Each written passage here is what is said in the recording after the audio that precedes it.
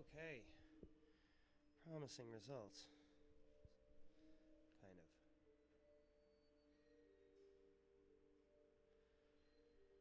Okay. Eee.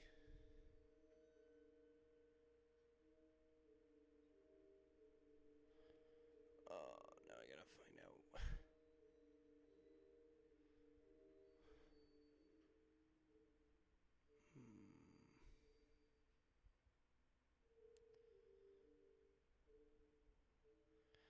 Oh, okay. Get set up here.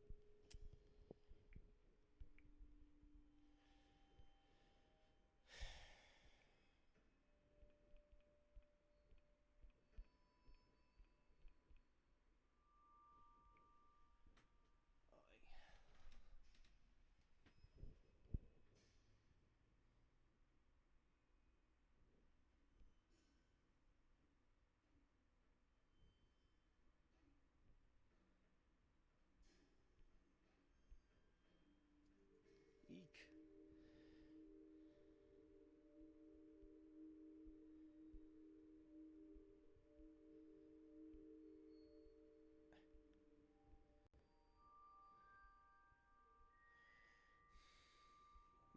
Hmm.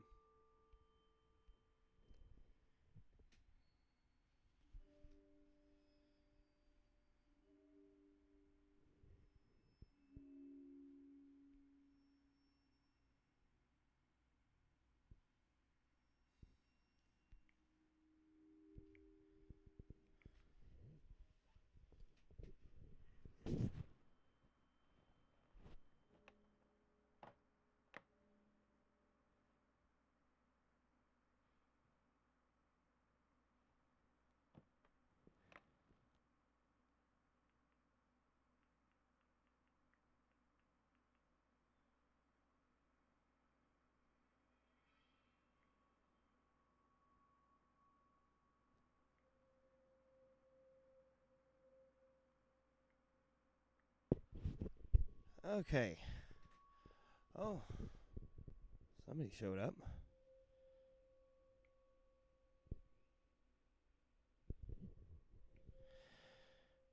Okay.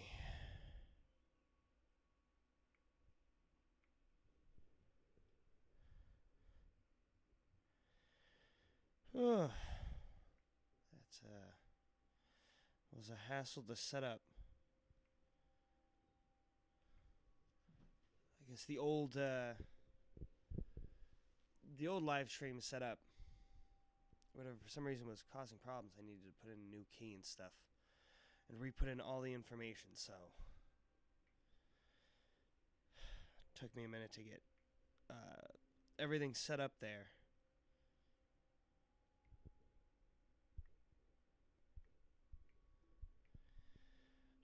Send this out to all the people that I sent the wrong link out to first.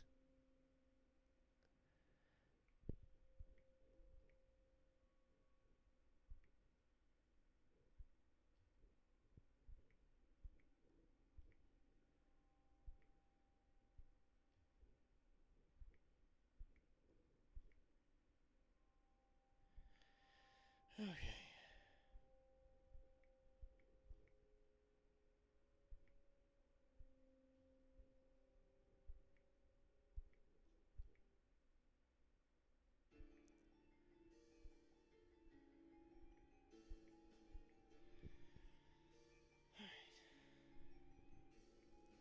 There we go. Now I can get into this. Oh, yeah. So let me know if you can hear me and stuff. Everything seems balanced, right? All that good stuff. Background music isn't too loud. I'm not too quiet. I'm not too loud. It's not too quiet.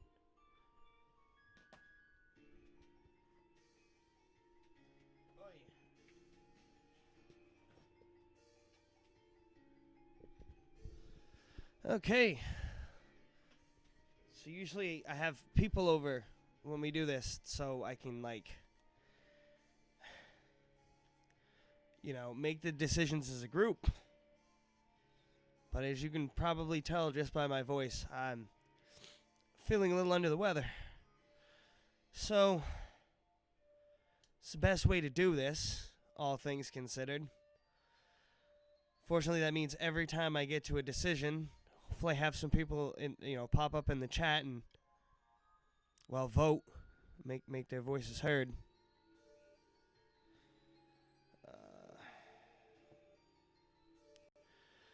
All right, I guess no point in dicking around too long. Let's get right into it. Let's see what to read here to start with. Ooh. I'm gonna sit on that. I guess we'll probably start with the classic that is Escape from the Carnival of Horrors. That's one we do just about every year, I think, so gotta give that at least one quick read through.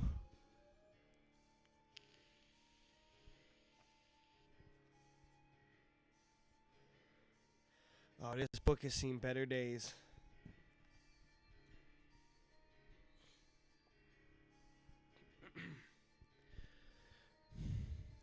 What do you want to do? I don't know, Patty. What do you want to do? Not fair, Brad. I asked you first. Patty and Brad, your two best friends, arguing, as usual. It's the last week of August, and Patty and Brad haven't stopped fighting since your summer vacation started. Patty likes being bossy. You don't mind, though. It's no big deal. It's hard to win a fight with her anyway. You don't know why Brad even tries. You guess it's because he doesn't want to look like a wimp in front of a girl. There's nothing to do. I guess I'll just go home, Brad says. He shoves his hands in his pockets. Then his shoulders slump and he sort of shrivels up. You guess Brad is kind of a wimp, even if he is your best friend. You're so boring, Brad, Patty complains. Whenever Patty complains, her freckles really pop out. Now there are about 1 million of them spread all across her face. Hey, I know just what we should do, Patty suddenly bursts out.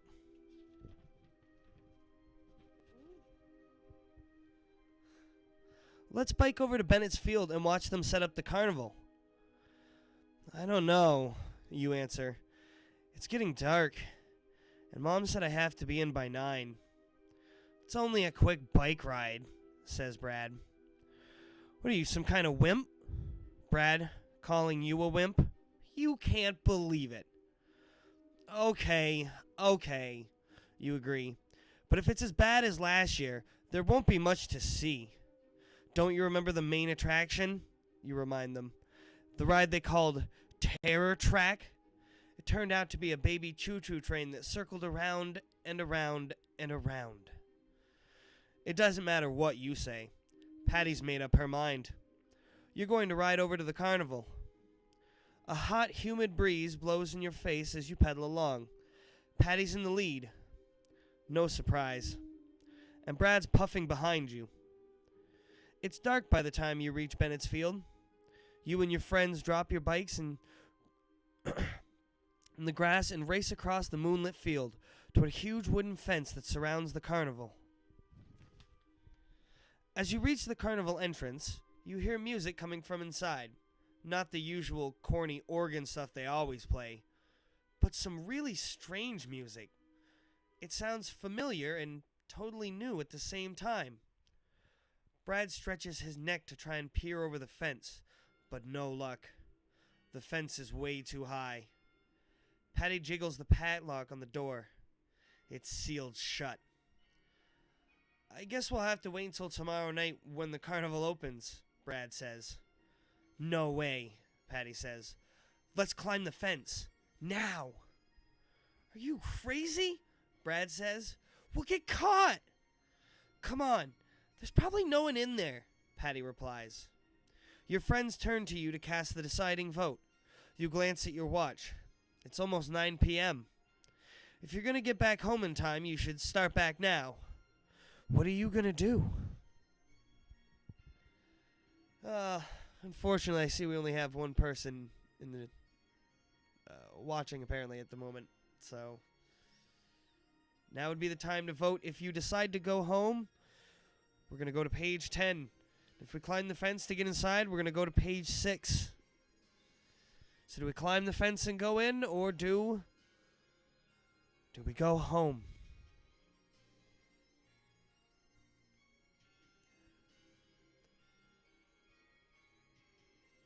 I'll wait a second just in case.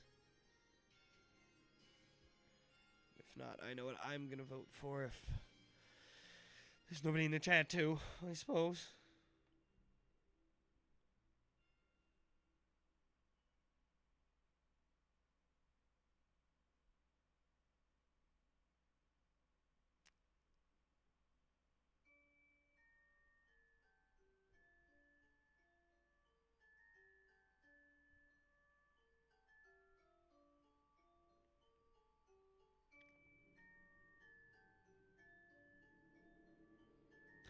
Alrighty, fair enough. Not really anyone in here at the moment, so we're gonna do it. We're gonna climb that fence. I've done this one so many times. I know what both outcomes are. So before you finish speaking, you let Brad go next. You're last. It's a hard climb up. There's really no place in the fence to get a good grip. But you make it to the top, swing your legs over, and tumble down. You land on grass. You're inside. You and your friends gaze around. It's pretty dark. The only light comes from torches. At first, the carnival looks the same as it always does. Dinky rides, hot dog wagons. Then the lights start to flicker on in every corner of the field. The rides start to move. It's as if the whole place is magically coming to life. Hey, look at that giant roller coaster, you exclaim, pointing up ahead. They never had a roller coaster before. Yeah, Brad agrees. And the whole place is a lot bigger than last year. This is awesome, Patty says as she sprints towards the rides.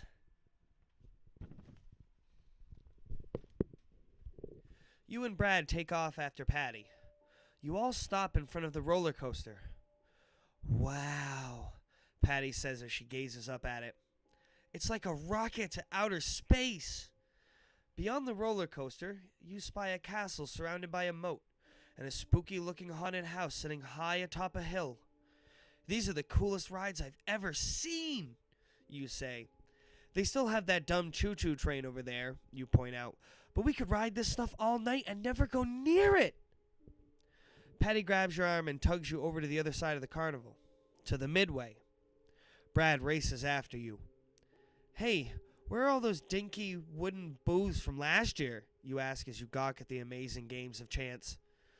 They're gone. And in their place are giant video games with huge spinning wheels studded with hundreds of blinking colored lights. Get a load of that! Brad suddenly cries out. You and Patty spin around. You can't believe what you see.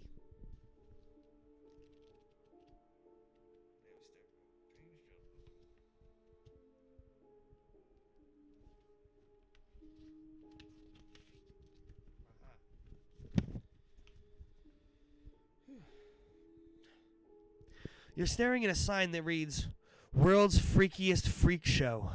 The three of you gape at the pictures. There's the three-headed man with the ugliest collection of faces you've ever seen. And the snake lady, a young blonde girl with a beautiful face and the body of a slithering snake. This is, you start to say, but you don't finish, because a large hand has come down on your shoulder, hard. You slowly turn and gaze up at a huge man with shoulders wider than a refrigerator. He has coal-black eyes with a thick mustache to match. He looks strong enough, and mean enough, to pitch you over the fence with one hand. What are you doing? His deep voice booms. You're not allowed in here, he says, pointing directly at you. We're sorry, you say, hoping to appear sorry and not just scared. We wanted to look all around, that's all. But we'll leave, right now. His eyes stare into yours. He clamps both hands down in your shoulders and says, You're not going anywhere.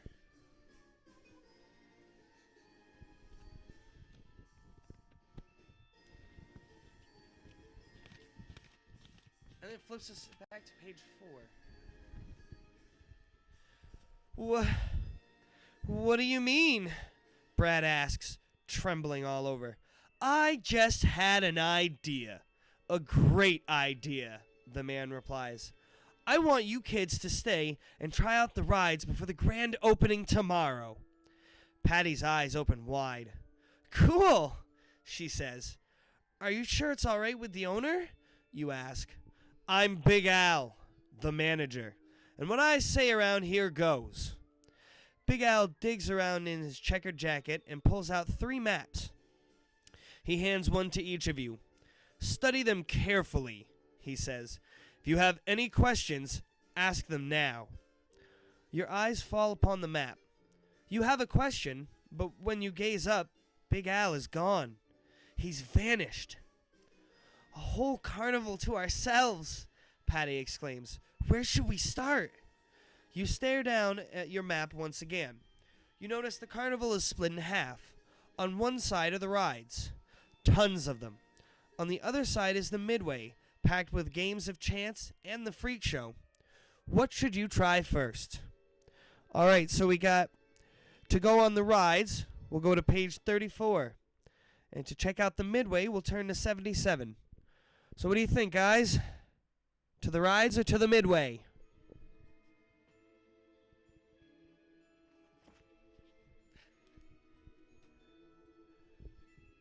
And yeah, Z, the first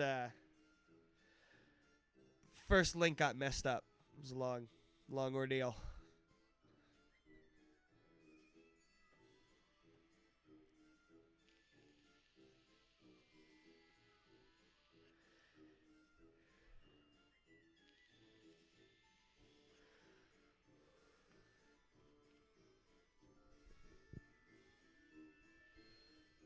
Fitting music, fitting music.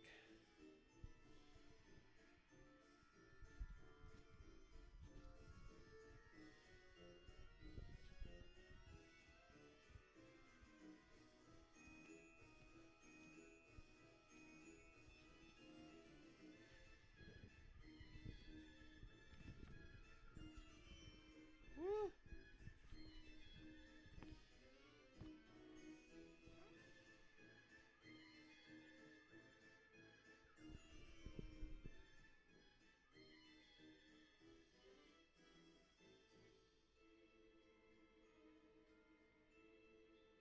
Sorry for all the pauses that might arise. That's the latency. Like, I can see live that I'm a good minute behind myself, so I gotta wait a good minute just to get the votes. So, I do apologize for that.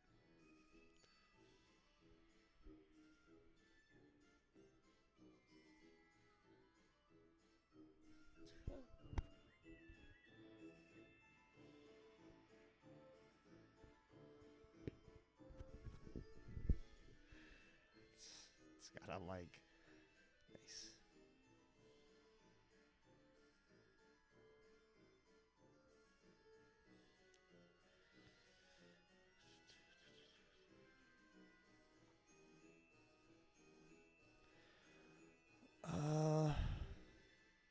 I'll give another second, then I'll just pick one for this one. We'll consider this so far a dry run, if you will. Oh, seeing as how my voice is so dry.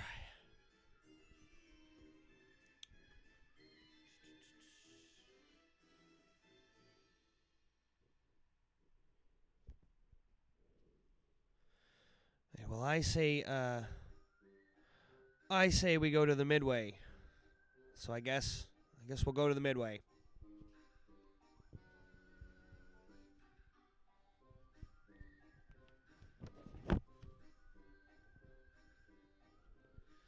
Dang latency. All right.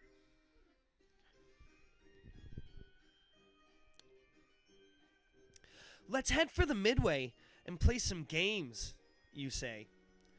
You, Patty, and Brad jog down a wide avenue. Tents of every color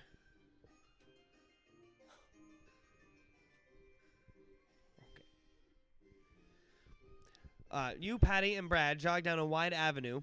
Tents of every color line the street. Carnival music blares from loudspeakers.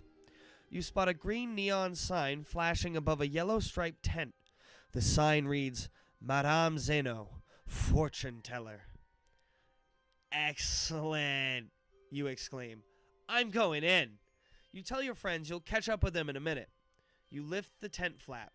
Inside, one small candle flickers in the dark. You hear a low voice call out, Enter my chamber.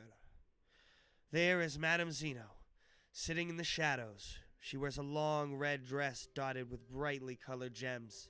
They shimmer in the candlelight. Her black hair tumbles to her shoulders as she bends over a large crystal ball. Welcome, she whispers. Then she reaches out gently and lifts your hands. Let me tell you your future. Madame Zeno studies your hand closely. She traces the line in your hand with her soft fingers. I see horrors in your future.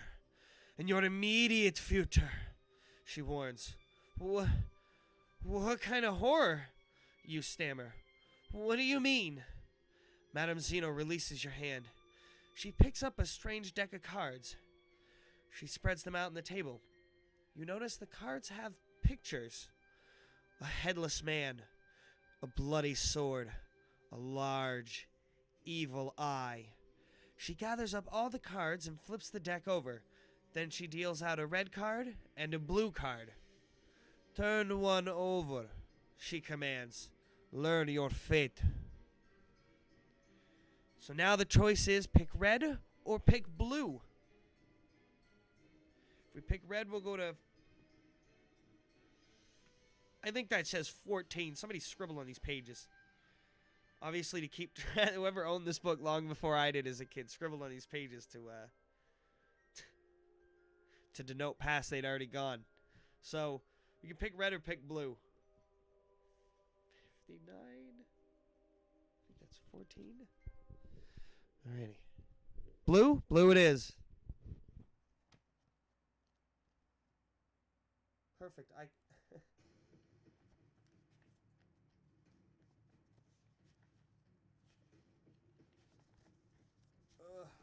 Oh, good Lord.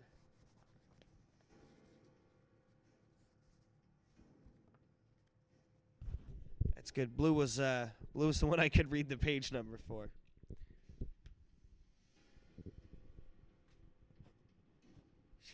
Patty is kind of a bully. You're not wrong. She's definitely a bossy little girl. Alrighty. Blue is your favorite color. You turn the blue card over. There is a message. Help us. You are our only hope. Hurry to the back door of the freak show. Signed, The Freaks. What does this mean? You ask Madame Zeno. She stares deep into your eyes. Her lips tremble. She leans forward. She looks as though she's about to speak. And then the lights go out. And a blood-curdling scream rips through the dark. You start to bolt for the door when a dim light suddenly flickers. You stare across the table. Madame Zeno is gone. You reach out to take the card, and it bursts into red-hot flames. In seconds, the entire tent fills with thick smoke. Flames shoot across the floor. You run out the door. Outside, you gulp the fresh air. Whew! You made it. You glance back. No smoke. No fire. No tent. Everything has disappeared. What should you do now? Are we going to help the freaks? Or are we going to decide that's a little too much for us and not help the freaks?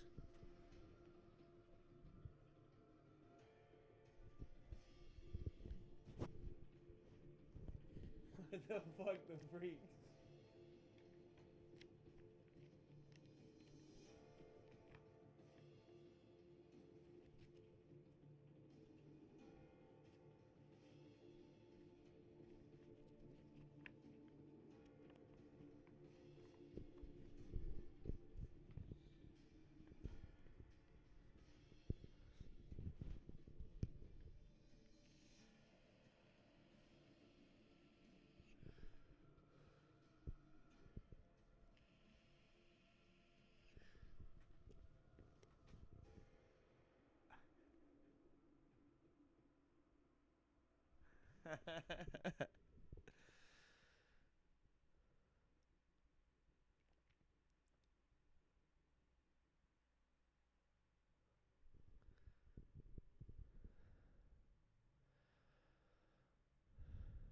I wish I could fix the latency so there wasn't like such a pause there.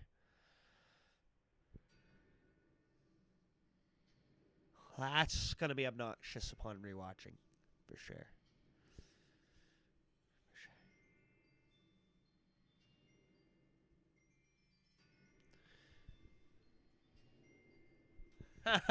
Help the freaks. Rick James is super freak. Okie dokie. Page 11.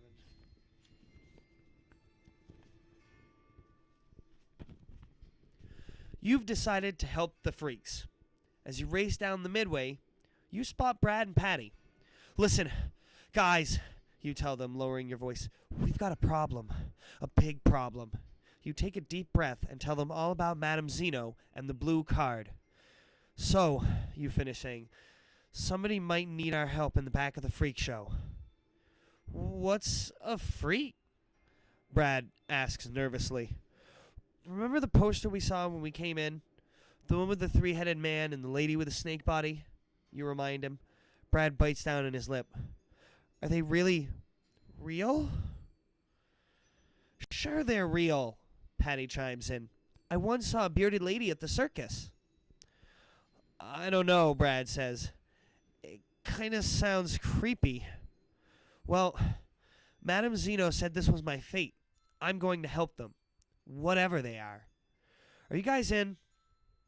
You bet, Patty answers, her eyes shining with excitement. Okay. I'll go, Brad mumbles. Then let's hurry, you exclaim.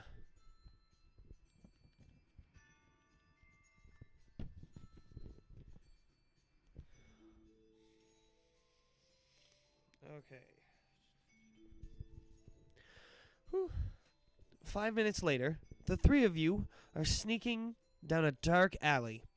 Brad is so frightened, he's practically walking on top of you. The alley is littered with cardboard boxes and overflowing trash cans, and it smells like dead fish. Hey, quit stepping on my shoe, you say to Brad.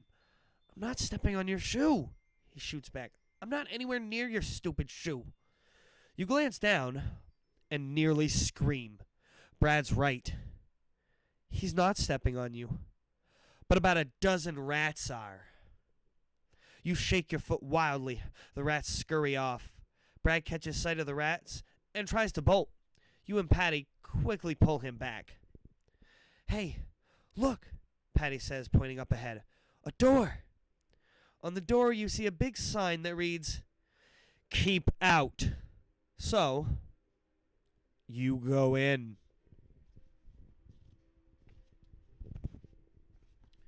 The room is dark, but all around you, you hear hushed moans. Help us! Help us! We're in a prison, Patty says. And look at the prisoners. They're weird. Patty is right. As your eyes grow accustomed to the darkness, you see cell after cell. Each one holds a strange-looking prisoner. There's an enormous fat lady who's nearly bursting out of the bars. A giant. A dwarf. A young lady with a boa constrictor wrapped around her waist. And a woman with a long black beard. We're the freaks, the snake lady says. Every night when the show ends, the master locks us up. The master? You mean Big Al is... You start to say. You must help us, the giant interrupts. Shh, the snake lady says. The master's coming. You mustn't be here. Go! That way. She points to a door down the hall. Escape through the door down the hall? Go to page 48. Stay and talk to Big Al? Go to page 62. So we're going to talk to Big Al, the big man himself, or are we going to try and escape down that hall that the snake lady pointed us down? Fight or flight, baby. Fight or flight.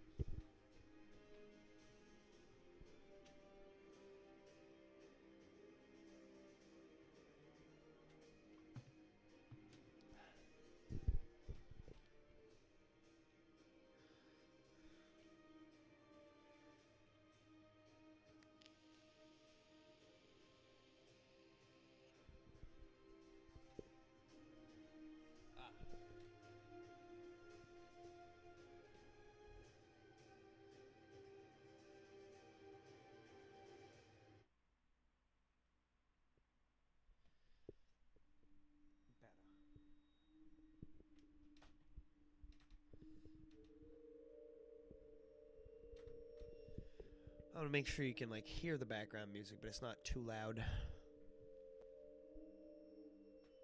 Of course, the one person in the chat has actually also done this one a number of years. I think every year you've been there for him, Z. Even the one year we had to do social distance style, you were there for it. Woo! All right, run, run, run! It is.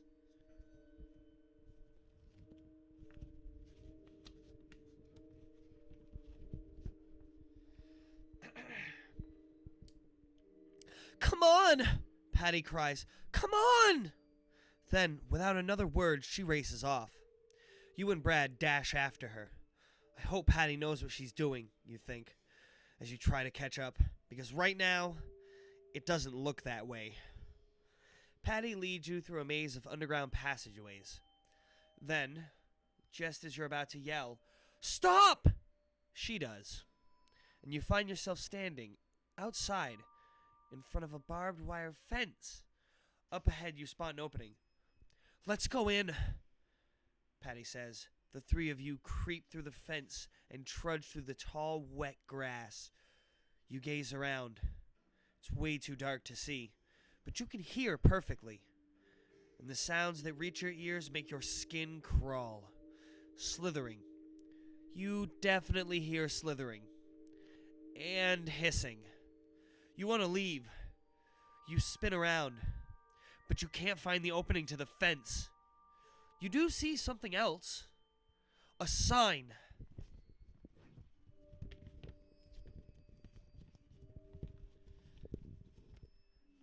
There's a sign, you call out to Patty and Brad. Let's see what it says. The three of you race ahead to the wet grass. Through the wet grass, your socks are drenched, and your sneakers squeak as you run. But it's not the sound that's sending chills down your spine. It's the hissing. It's growing louder. I'm not sure I want to read that sign, you call out to Patty and Brad. I know what you mean, Patty shouts back. I have a feeling we're not going to like what it says. And you don't. You reach the sign and read it aloud. Reptile Petting Zoo. Who ever heard of a reptile petting zoo? What kind of carnival is this anyway? This carnival is evil, Brad stammers. You're about to agree when you notice the grass in front of you is swaying. Something is slithering through it. Something big. And then it comes into view. Snake! Brad cries. You know you have to run. But which way? Left or right? So we're going to run to the left at page 125 or run to the right back at page 12? Left or right?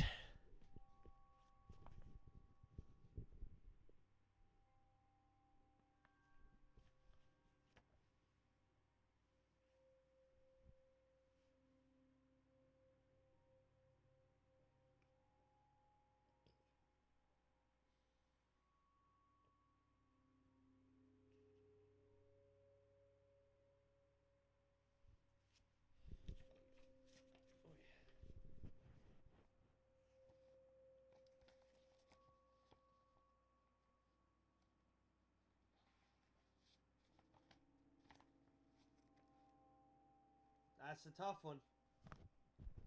That is a tough one. You got like a fitty shot.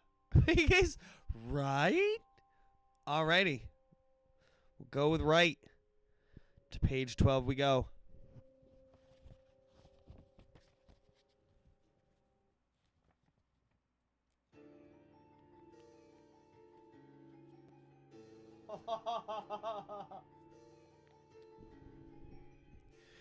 You run to the right. Follow me, you cry out to Patty and Brad. You run faster than you've ever run in your life. Your sides ache, but you keep on going. When your chest feels like it's about to burst, you finally stop and hear a crash behind you. Then at both sides of you. Then in front of you, trapping you. Welcome to the Reptiles Petting Zoo. A deep voice echoes in the darkness. Reptiles Petting Zoo? You thought the sign said Reptile Petting Zoo. Our alligator has been so lonely, the deep voice continues, waiting and waiting for his new pets to arrive. And here you are. Finally. The end.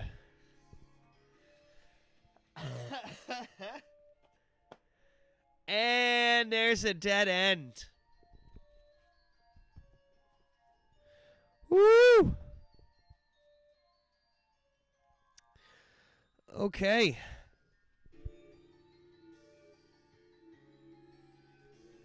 I'll show you the books I got. And I guess we'll let you choose which one to read next, because I know there's one we're going to have to read here for this tonight, which is the robot one. Yeah. I knew one of those two pathways was going to lead us to the Reptiles Petting Zoo, but I didn't know which one. Yeah, we can't go back in time and go left now. I didn't keep my finger on the book. All right, I'll show you the other books. Hopefully they're in focus, because I'm fucking lagging behind. There's that one. There's the Carnival of Horrors, which we just read. And that first one there I showed you was Return to Tower Terror. Then there's Trapped in Batwing Hall. And then there's Beware of the Purple Peanut Butter.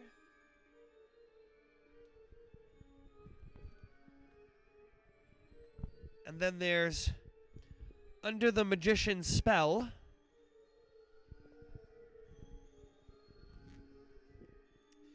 Then there's Diary of a Mad Mummy.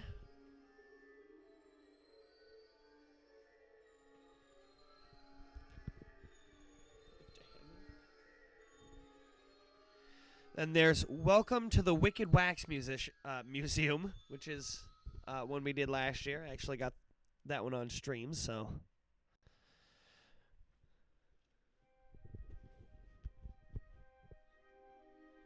And I'm sure Z, you remember Scream of the Evil Genie.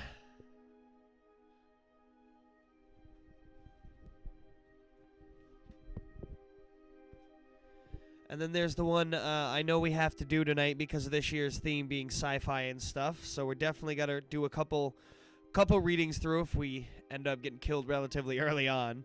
Do a couple readings of The Creepy Creations of Professor Shock.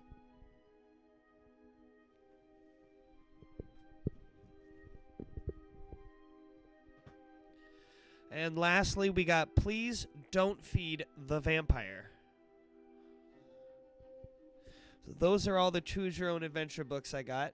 We could probably do one more of the Escape from the Carnival of Horrors right before is like an encore before I go. Like I said, we'll definitely do the Professor Shock one a couple times. So I want to do a couple readings of that one.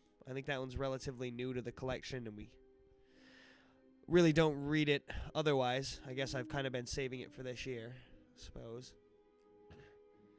And whichever one of those you want to do.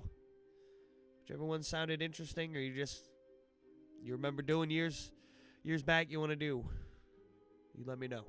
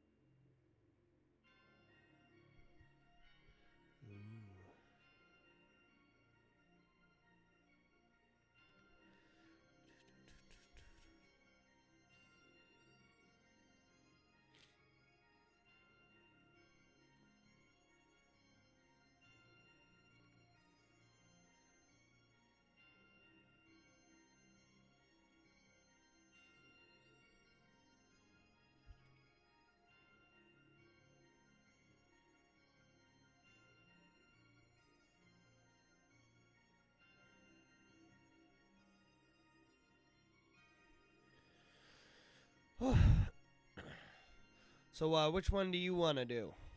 Any ideas?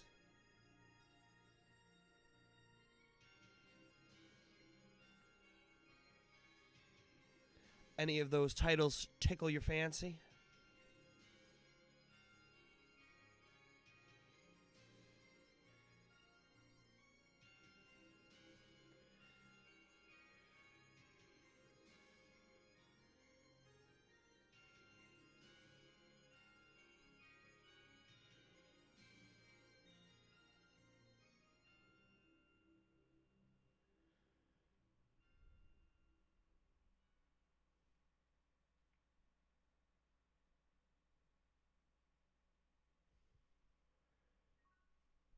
Whew.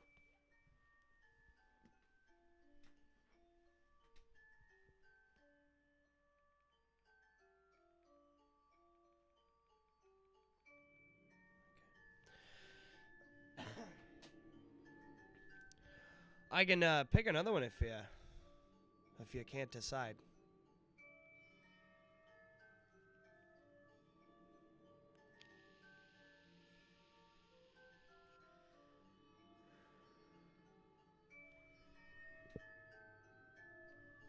Okay, we can go with that one next. That works for me.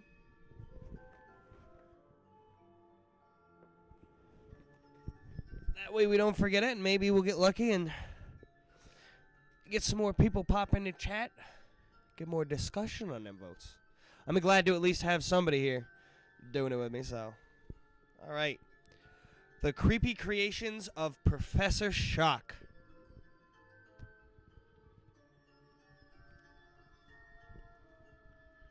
Ooh, this book's still crisp.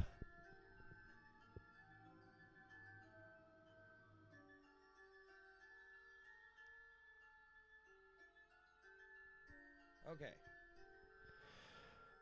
School's out! You yell gleefully, leaning on the handlebars of your bicycle. You gaze at your best friends, Jason and Stacy. What should we do today? Jason and Stacy are twins. Both have blonde hair and blue eyes, but that's about the only way they're alike. Let's ride around the park, Jason suggests. Boring, Stacy responds. Let's go someplace new. As always, you make the decision. We'll go that way, you say, pointing north out of the park. You race up a wide boulevard in your bicycles. Soon you're in part of the town that you've never seen before. I heard this was the oldest part of the city, Jason says. Some of the houses go back to pioneer days. That one looks like it goes back to the dinosaurs, you joke. You point at a high, crumbling brick wall. All you can see in the house behind it is a rotting roof. A sign at the front gate says, "Please come in." You turn to your friends. Let's check it out, you suggest. You turn back to the gate and stop in shock because now the sign says, "Danger." You rub your eyes. Did you read the sign correctly? Then you see that it's loose. It slowly turns in the wind back to the side that says, "Please, come in." "Let's go in," Stacy says excitedly. "Are you nuts?" Jason cries. "The sign says danger." As usual, you decide. I want to see what's inside, you declare. The rusty gate is open a crack. You push it all the way open and enter. You find yourselves in a weedy yard with grass as high as your knees. Beyond the lawn stands a huge old 3-story house. Paint peels from every wall. The porch sags. Several of the windows are boarded up. "It looks haunted," Jason says nervously. Stacy rolls her eyes. "There's no such thing," she responds. "But I'll bet no one's lived here in a long time."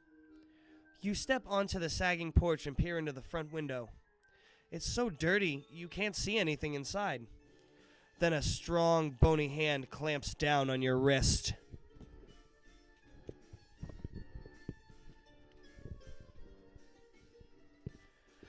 Your heart thuds. A fierce-looking old man is holding you by the wrist. He's totally bald. A bushy white beard hangs down to his chest. His dark eyes squint behind thick glasses. It's about time you've got here. I've been waiting all morning. I'm Professor Shock, the old man says. Are you ready to start work? What do you mean? You demand, pulling away from him. Professor Shock frowns. Aren't you from Acme Cleanup? No, Stacy tells him. We were riding around and we saw the gate was open. Oh, Professor Shock seems disappointed. The people from Acme were supposed to clean my garage, he explains, but they didn't show up. Why don't I hire you kids? It's not hard work, and I'll pay you $50. You glance at the twins. That's a lot of money. Jason nods eagerly. Sure, we'll be glad to. Wonderful, Professor Shock replies. Right this way. You follow the old man to the backyard. Then you see the garage, and you wonder if you've made a big mistake. The garage is as big as a barn and packed with junk. Moldy old furniture, rotting cardboard boxes, piles of rags, a rusted out car, and that's just in the front part. You want us to clean this out? Stacy asks. It'll be easy, Professor Shock says cheerily. He hands you brooms and trash bags. I'll check back later. Oh, one thing, he adds. Whatever you do, don't go in the back room. He points to a partially open green door at the back of the garage. But, Stacy cries, it's too late. He's gone. You and your friends gaze at the incredible mass of junk. Is the money really worth it? Let's get started, you say with a sigh. You find a wheelbarrow and load piles of old newspaper into it. Stacy pushes a broken broom into the back of the garage. Jason carries out boxes to the front. Oh no, Stacy suddenly calls. My ring slipped off my finger, and it rolled right into the back room.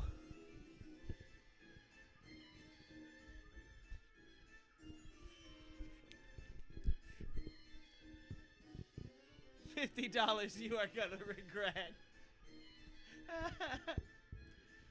You and Jason hurry to the back of the garage. You glance toward the front. No sign of Professor Shock.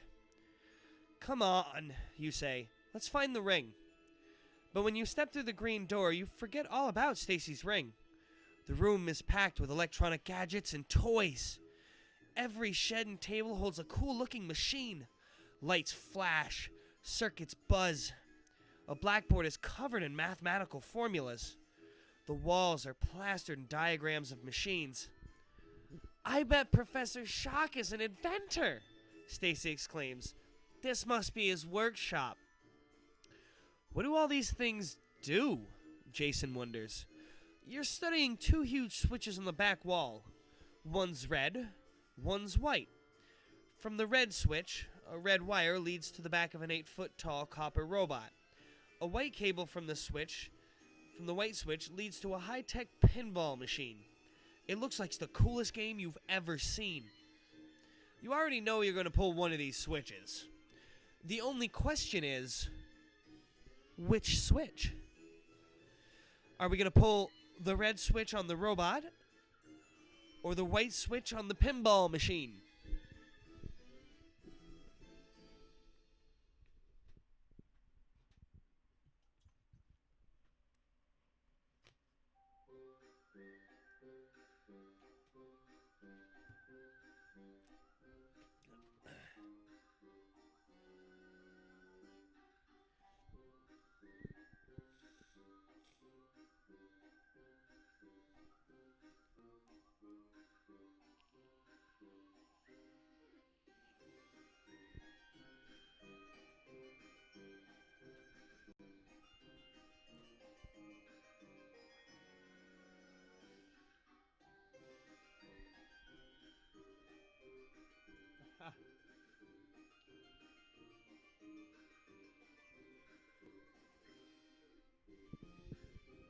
Alrighty. Pinball it is. Pinball, pinball, pinball. We're going to play pinball. Okay.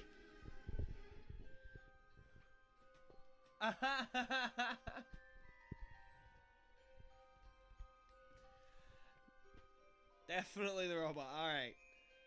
Alright. Okay, the robot was 35. Okay, robot it is.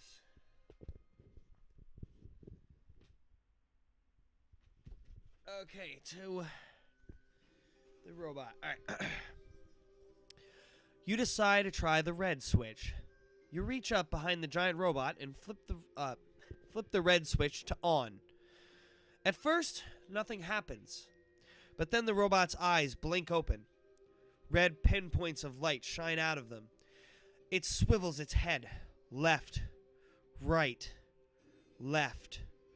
Right. Whoa. Excellent, Stacy exclaims. It looks dangerous, Jason complains. You think the robot is the coolest thing you've seen in a long time. Maybe we can make it clean up the garage, you suggest. You aren't sure how to control the robot. You try pushing it towards the green door. The metal man's arms wave clumsily in the air. Then it takes a jerky step forward. This is great, Stacy says. Even Jason agrees, for once. We won't have to do any work at all now. He whacks the robot enthusiastically on its copper back as it lumbers by him. Go to it, pal. The robot blinks. Gears whir. And then it spins around and grabs Jason's throat. Help! It's gone crazy! Jason shouts. Stop it!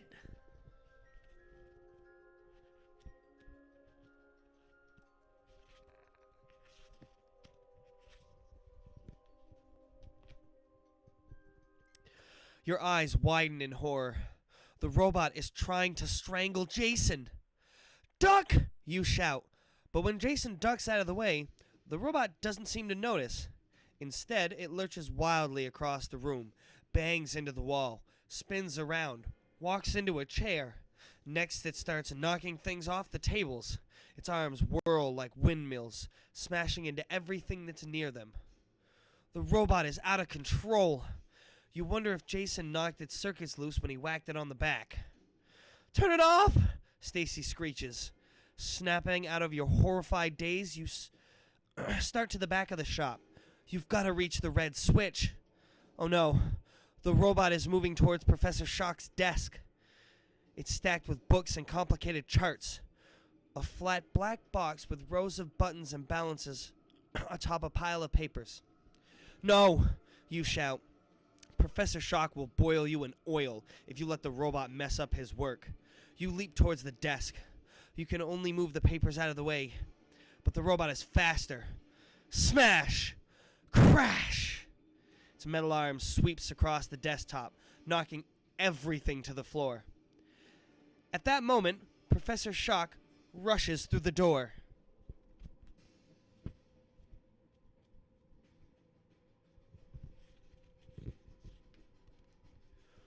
What are you kids doing?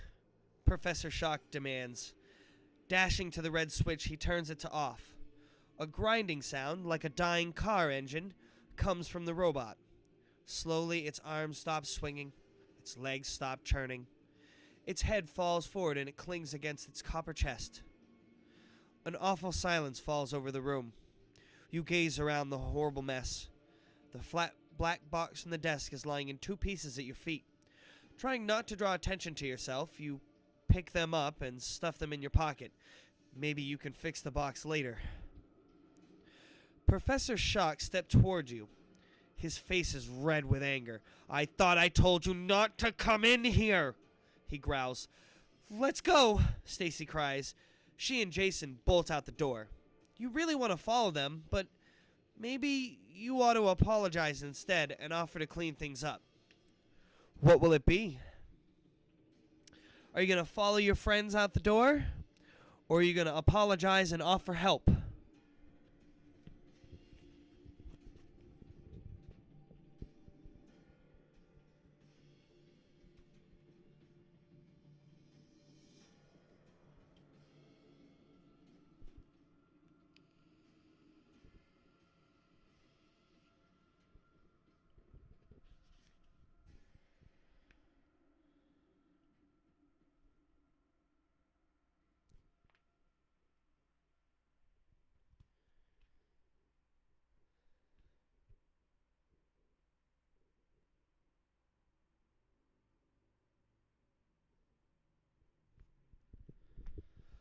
That's a tough one. We don't have the best luck with staying to apologize or being confronted by the adults in these situations, so maybe we should bolt. I don't know.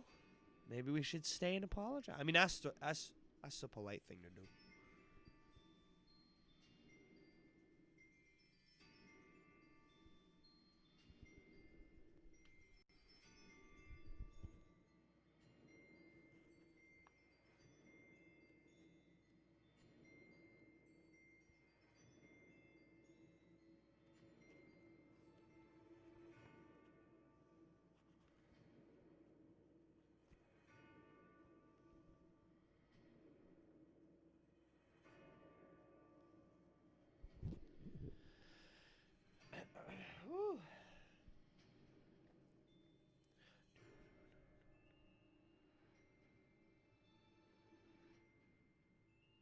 I mean, we ran from Big Al in the last one. We got a habit of running. It didn't do us no good last time, though, did it? No. No. No.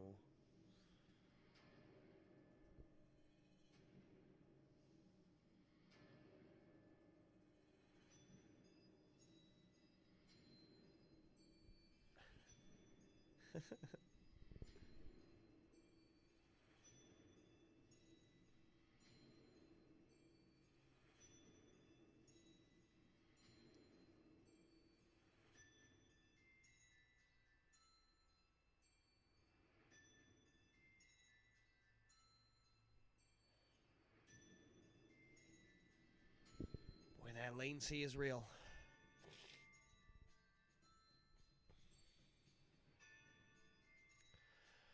Oh, I should have set it up to whatever ultra low latency. I don't know. I wanted to make sure it's still streamed at a good quality, so.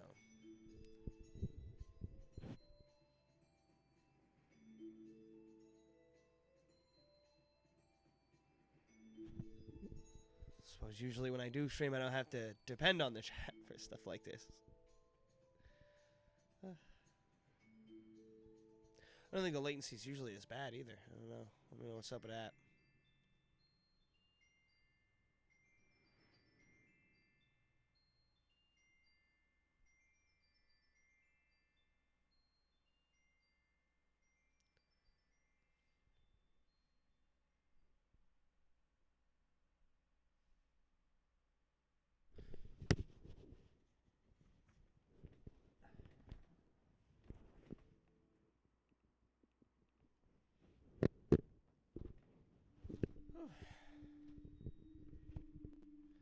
Alrighty.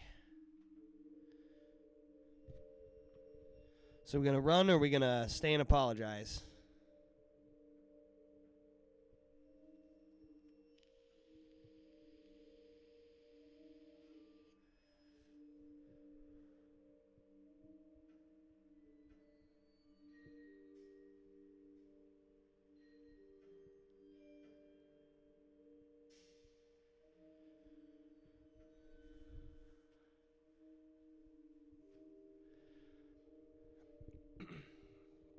So this is one I've never done, so I don't think we've done, so I no clue which is the best option or if either of these leads to a unhappy ending.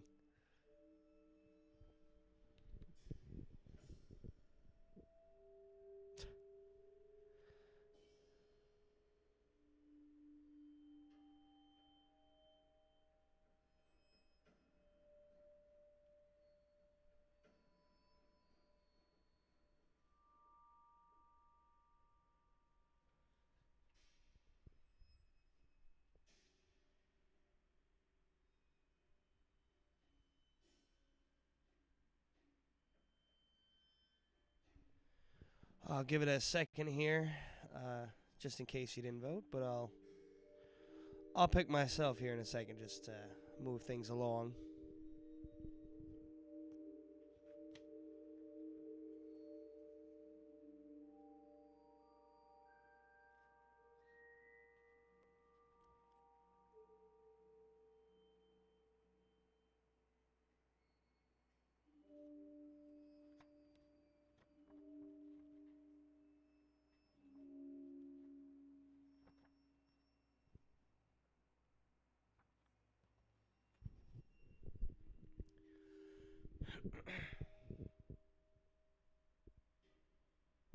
Well, I suppose this time I'll say we'll stay here and apologize and see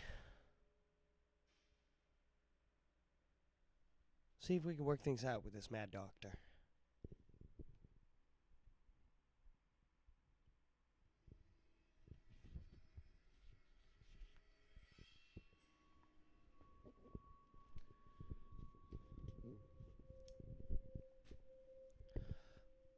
I'm sorry. Oh. You tell Professor Shock. We didn't mean to come in here. We didn't mean to make the robot go nuts. It was all an accident. What about the damage? The old man thunders. You've caused thousands of dollars worth of damage. You gulp. I'll work to help pay for it, you offer. You'll pay all right, Dr. Shock mutters. He glances around. Where's my remote control? I left it on my desk. You mean this? Guiltily, you pull out the two pieces of the flat black box from your pocket. You broke it! The professor screams. What will I do now? His eyes narrow thoughtfully. Never mind. I just figured out what you can do to pay me back. Follow me. Nervously, you follow the old man out of the garage into his house. As soon as he opens the door, loud squawks fill your ears. In here, Professor Shock shouts above the noise. You stop and stare. The living room is even stranger than the garage.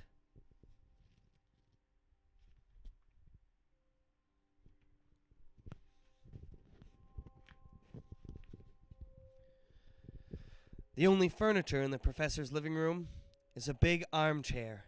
It's surrounded by dozens of televisions. All are on, their volume cranked up. It's so noisy you can't think. The professor seats himself in a chair and then turns to you with a smile. I like to watch all the TV sets at once, he shouts, but I hate to get up and change the channels.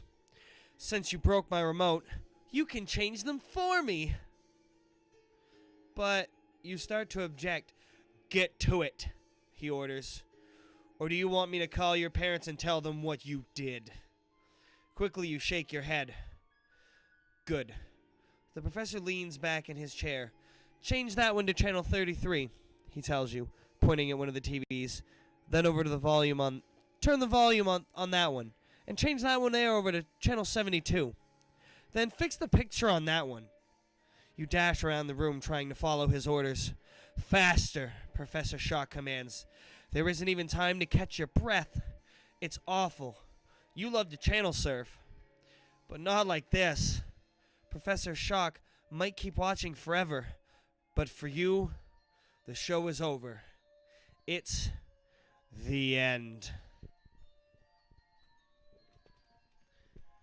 Oh my. Another dead end on that one.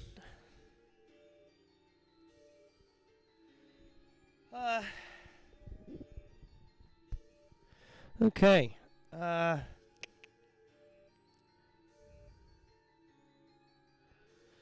Guess we'll go back to the last page where there was, the first page where there was a choice made, and we'll see if we can choose differently this time. Get a different outcome. And then we'll pick one more of the books.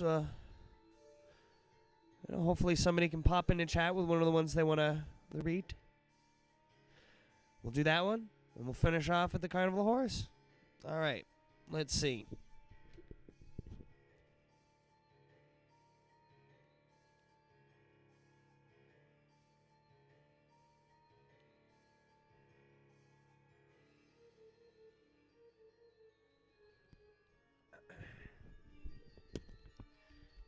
Okay.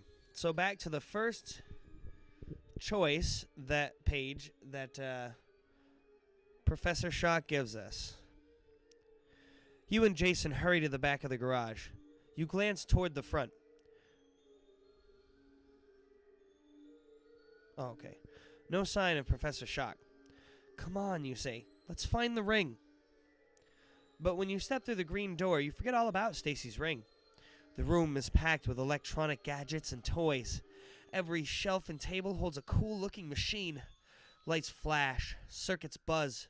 A blackboard is covered with mathematical formulas. The walls are plastered with diagrams of machines. I bet Professor Shock is an inventor, Stacy exclaims. This must be his workshop. What do all these things do? Jason wonders. You're studying two huge switches at the back. One's red and one's white. From the red switch, a wire leads to the back of an 8-foot-tall copper robot, and a white cable from the white switch leads to a high-tech pinball machine. It looks like the coolest game you've ever seen.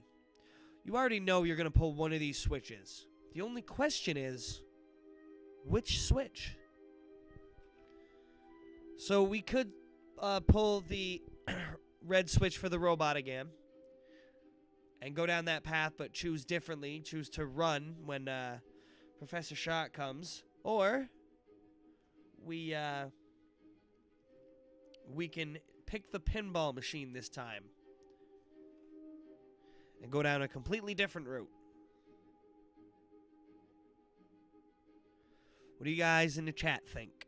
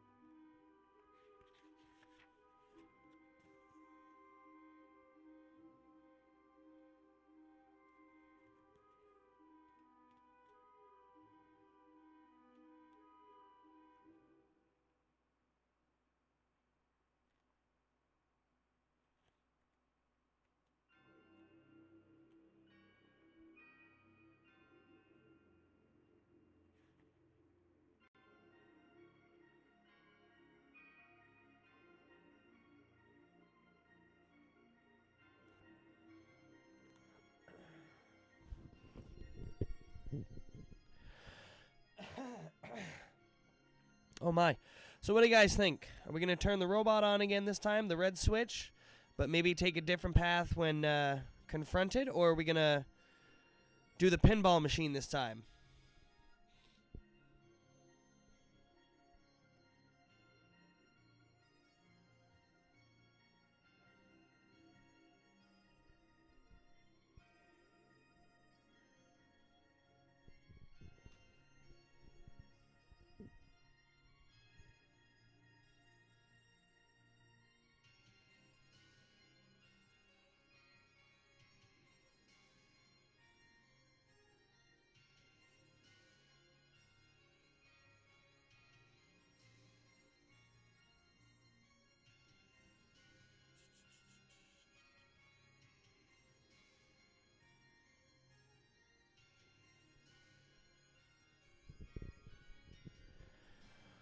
All right.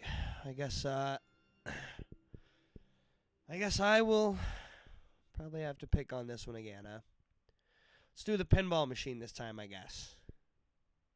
Let's go see the other side of the robot. You know, see where that led. But we'll do the pinball machine this time.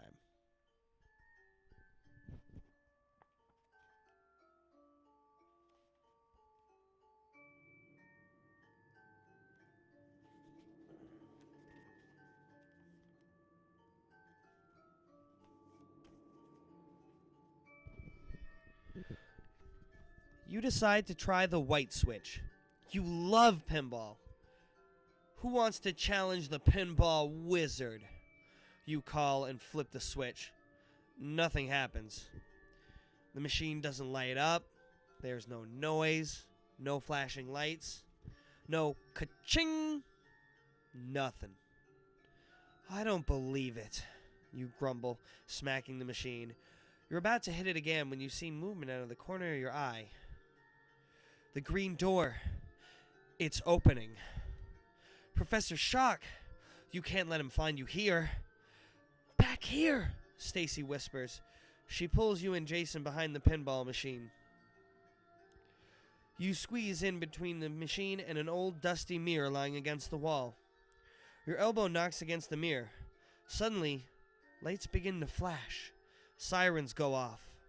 The mirror begins to vibrate. Horrified, you run your hands over the mirror's frame. How can you turn the thing off? But soon you stop worrying about that. You've got bigger problems. A weird, invisible force is sucking you into the mirror.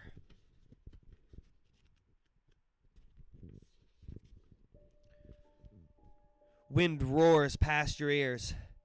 It's as if you're caught in a tornado. You can't see your legs anymore. They're inside the mirror. You grab the frame and hang on. Invisible forces rip at your fingers, trying to pry them loose. Stacy! Jason! You scream. Help me! But your friends are screaming too.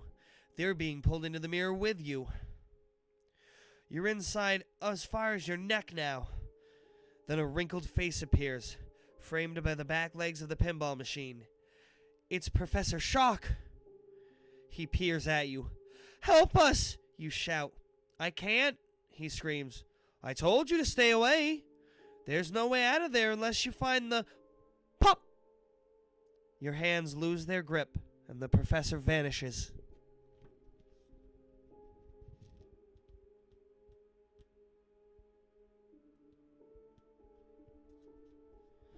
Find the what? You shout, but it's too late. The professor is gone. The roaring wind stops. You land sprawling on a slick, hard floor. The twins plop down beside you. What happened? Jason cries. Where are we? You gaze around. The room you're in has no doors or windows. The only decorations on the gray walls are 2 built-in mirrors. We came through the mirror, you say slowly. You're trying to stay calm. That's impossible, Stacy objects. Look around, you order. There's no other way in. And no way out, Jason wails. The 3 of you stare at each other. Impossible. As it seems, you're inside the mirror. And you're trapped.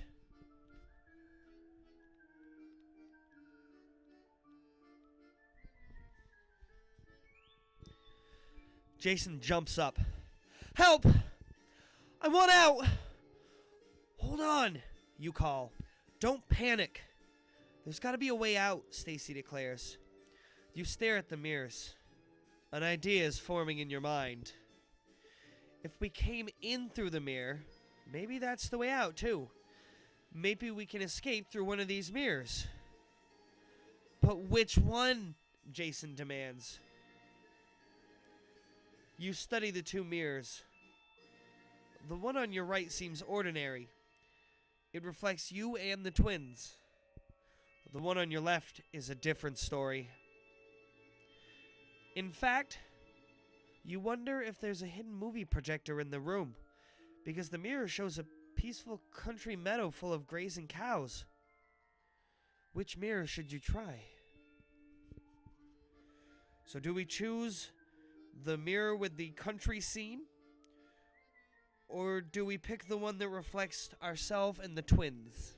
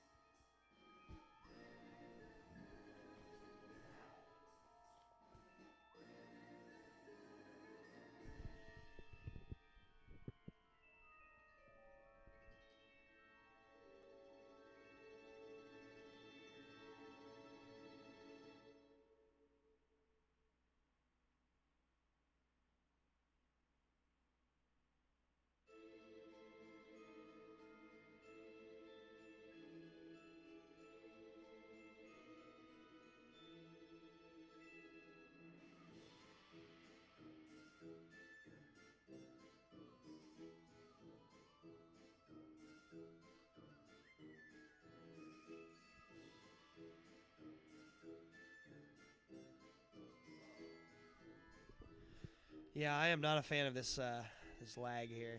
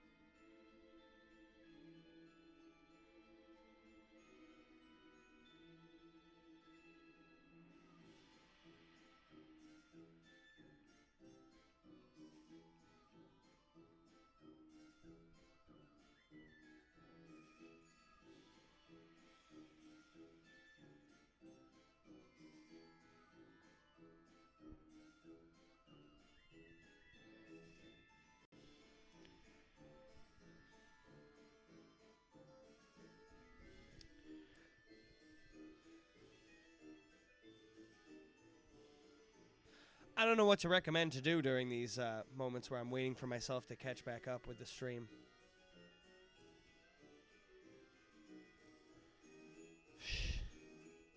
No clue.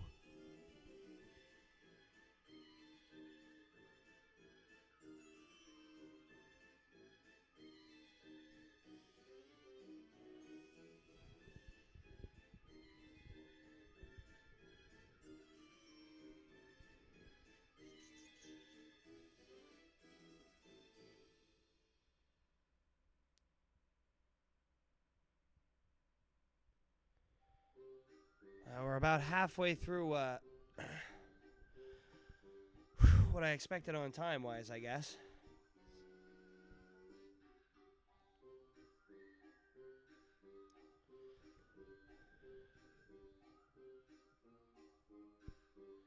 I'd prefer to take suggestions from the chat, but I mean, with the latency, it's hard to do.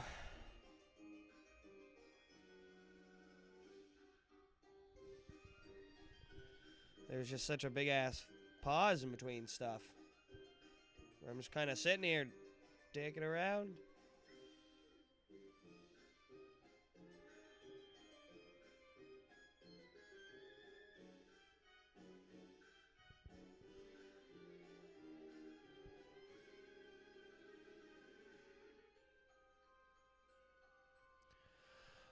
Well.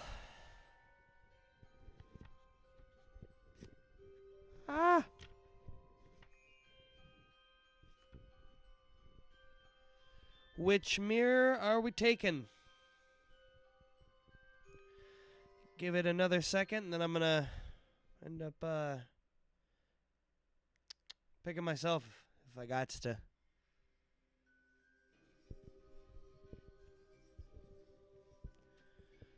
But only if I got to.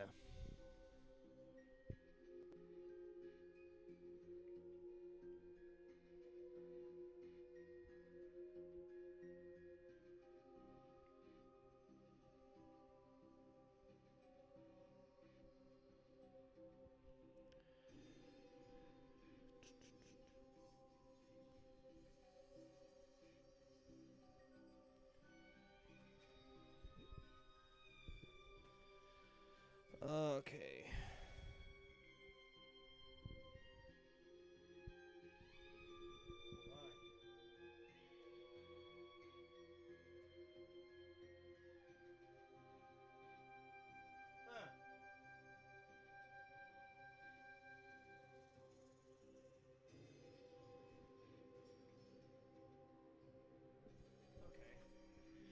Or maybe the latency is just realistically on the YouTube side. I don't know. That's weird.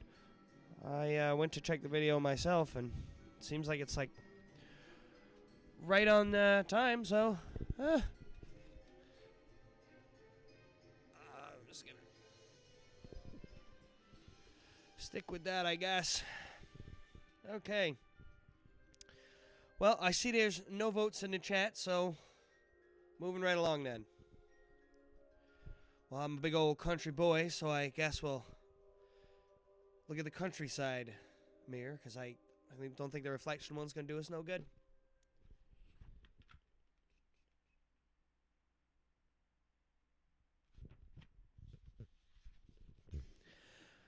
You're fascinated by the mirror showing the country scene. Let's try this one, you say. If we don't like what we find, we can always come back. The twins agree. Trying not to feel silly, you poke your left foot at the glass. Hey, it goes right through. The glass feels rubbery. It's like walking through a bowl of jello. Your arms and legs tingle, and then you're on the other side. You glance around. You're in a flower-dotted field. Jason and Stacy are right beside you. Warm sun pours down. Birds are singing. In the distance, cows munch on grass. There's something wrong with the whole scene. The grass! It's blue! Jason cries. And the sky's green! He's right. And now that you know what to look for, you notice the cows are red and yellow, and the flowers are spotted black and white. The colors are reversed. Backward.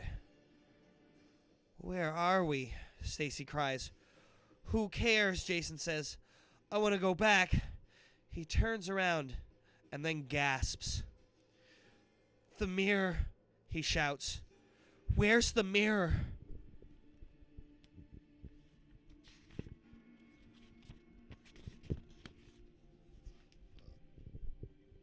Jason's right.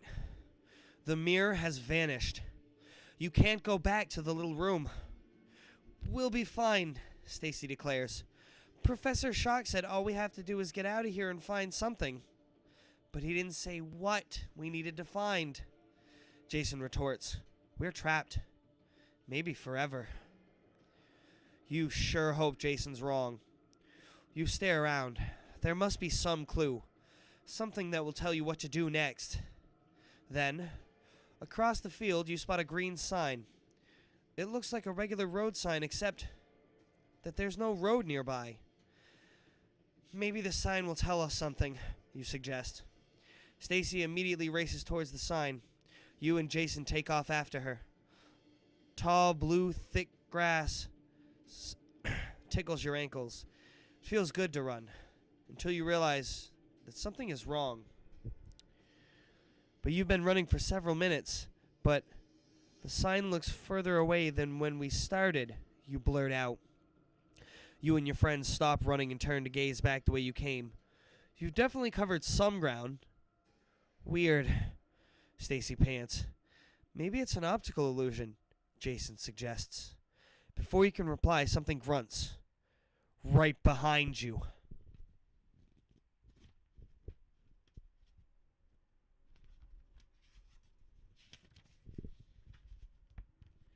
Stacy peeks over her shoulder.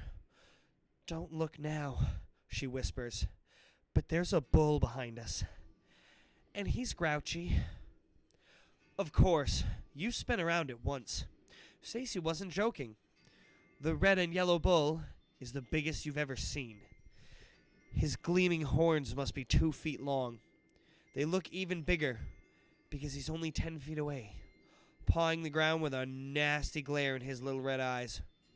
Run! Jason screams. The three of you pelt across the field, back the way you just came. It's after us, Jason reports, glancing back. We've got to move faster. You pour on even more speed, but when you risk a look over your shoulder, you see that the furious bull is gaining on you. The faster we run, the closer it gets, Stacy gasps. That doesn't make any sense, you think. Or does it?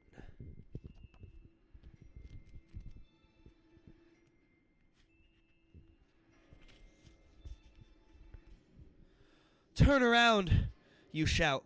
Huh? Jason gasps. Did you happen to notice we're being chased by a raging bull? I think I know how to beat him, you pant. How? Stacy demands. Run toward him, you exclaim. We are in a mirror world. Things are backward here, like the colors, so maybe this chase is backwards too. Maybe if we run towards the bull, we'll get away from him. Stacy disagrees. That's crazy. Let's split up and keep running away. The bull can't chase all three of us. Maybe Stacy's plan is better than yours. If you only had a little time to think it over. But you don't. Quick, make a decision now. Do you run towards the bull? Or split up and keep running away from the bull?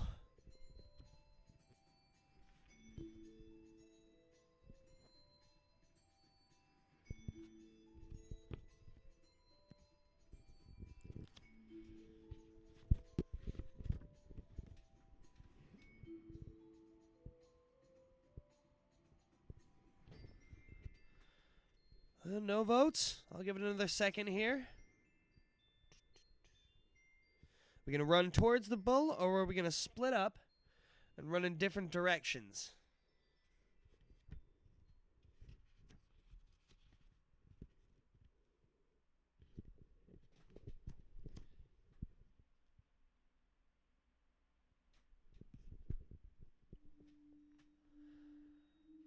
Alrighty. Well, still don't see no votes in the chat, so I'm going to cast my vote. We're going to go for, this is a mirror world. This makes sense to me.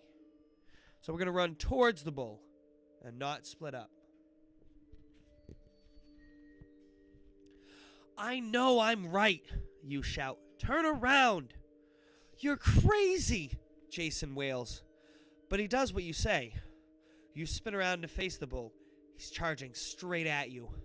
His horns look as sharp as a shish kebab skewers. What if you're wrong? It's too late to think that way. You've made your choice. So you sprint toward the bull. The twins run on either side of you, yelling. You blink. Is it your imagination? Or is the bull a little bit further away? Yes! You shout triumphantly. With every step you take, the bull gets smaller. In a minute, it's merely a speck in the distance. Then it vanishes completely. It worked! Stacy cries. I feel sick, Jason groans. You laugh. Let's go and find that road sign over there and see if we can go back home again.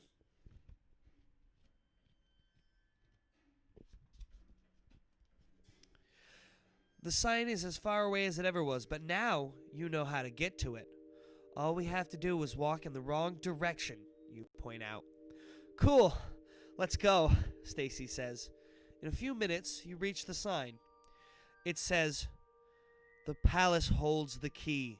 Discover the queen's mirror, and you'll soon be home free." An arrow points ahead to a thick, dark forest. The palace? Stacy exclaims. The queen? Who wrote this? You ask. What does it mean?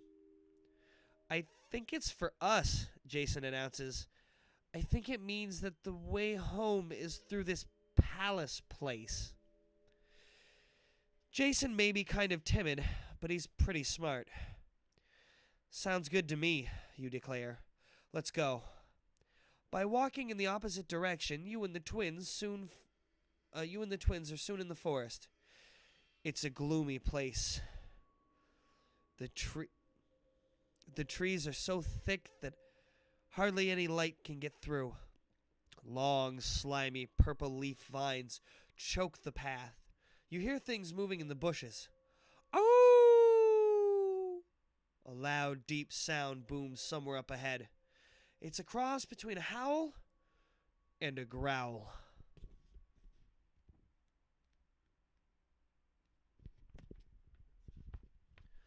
What's that noise? Jason cries. I don't know, you whisper. Oh! The sound is louder now. Closer. Even Stacy is scared. Maybe we should go back, she says.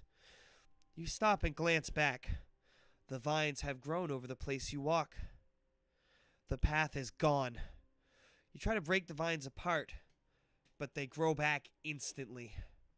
You gulp. We'll have to keep going, you assert. Woo! This time the howl is so loud that the ground shakes. Your eyes dart around fearfully. You can't see anything through the thick vines. What's out there? Come on, Jason cries. He takes off running, your heart thudding. You tear after him. Stacy's right behind you.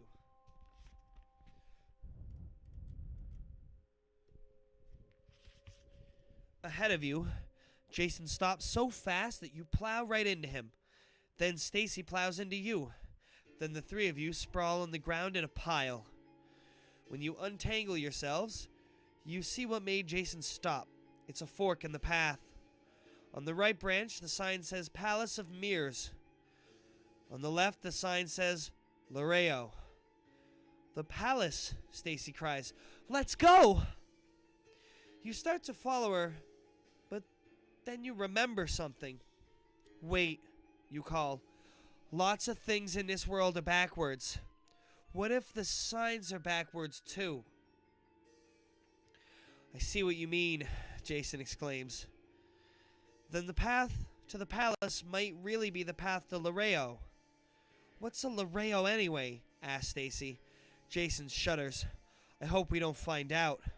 Aroo! Hurry, Stacy urges. Pick one of the paths. It's up to you. If you think the path labeled Palace of Mirrors will lead you to the palace, then turn to page 109. If you think the path lead Loreo will lead you to the palace, then go to page 102. Give you a pause to see if anybody votes in the chat real quick.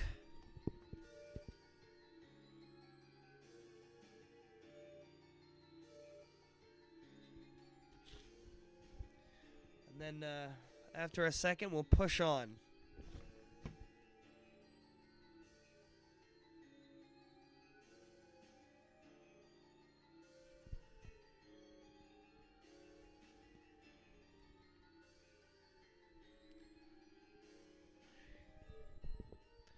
Alrighty, any votes in there?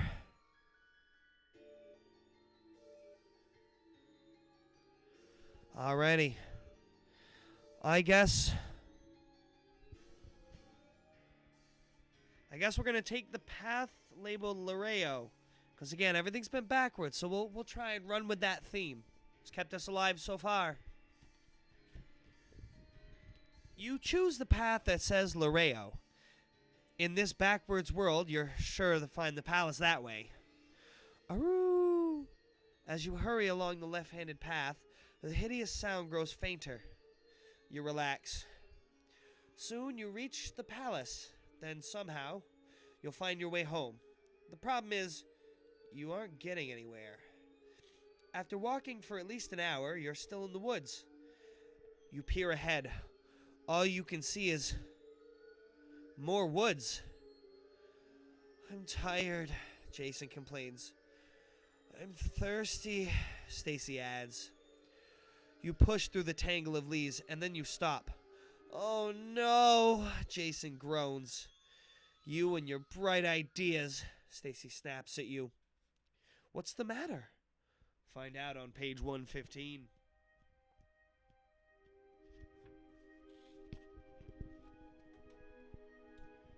Oi. You've emerged from the forest into a meadow. In the center of the meadow stands a big yellow striped tent. And over the sign over the tent doorway, see the sign says, "See the amazing Loreo." The sign on the path wasn't backwards after all. The palace must be the other way. Let's start walking back, Jason says grumpily.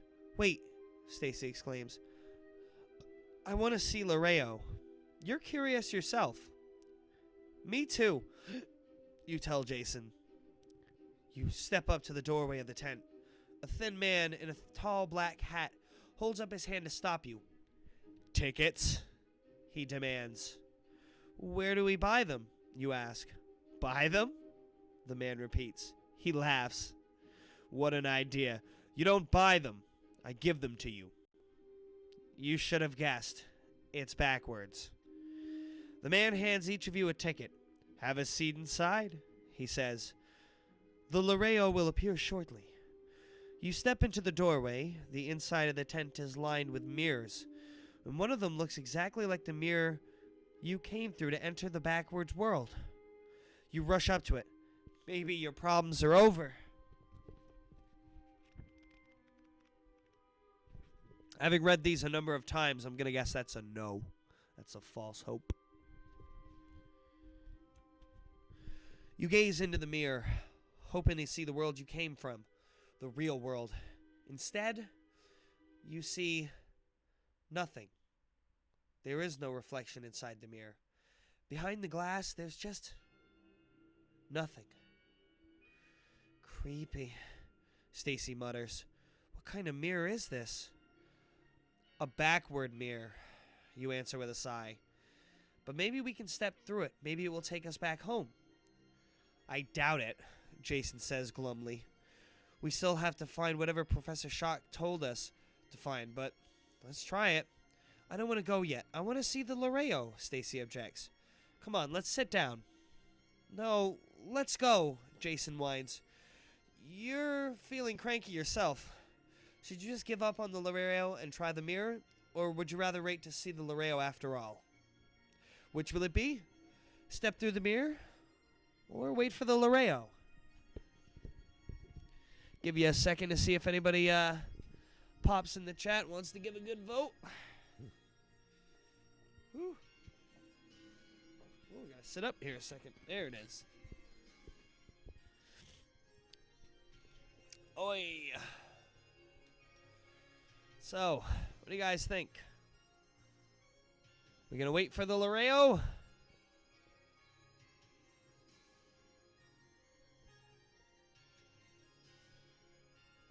Well, if there are no votes, I'm gonna vote that we stay and see the Laureo. So I'm gonna wait to see the Laureo here.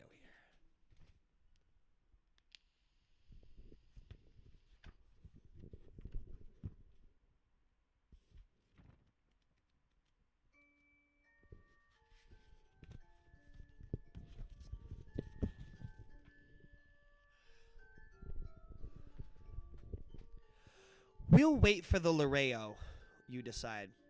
You remember what happened last time you stepped through a mirror. It's too risky to try it without knowing what you're doing. You and Jason seat yourselves. Stacy, of course, has too much energy to stay in one place. She wanders around the tent, peering into all the other mirrors.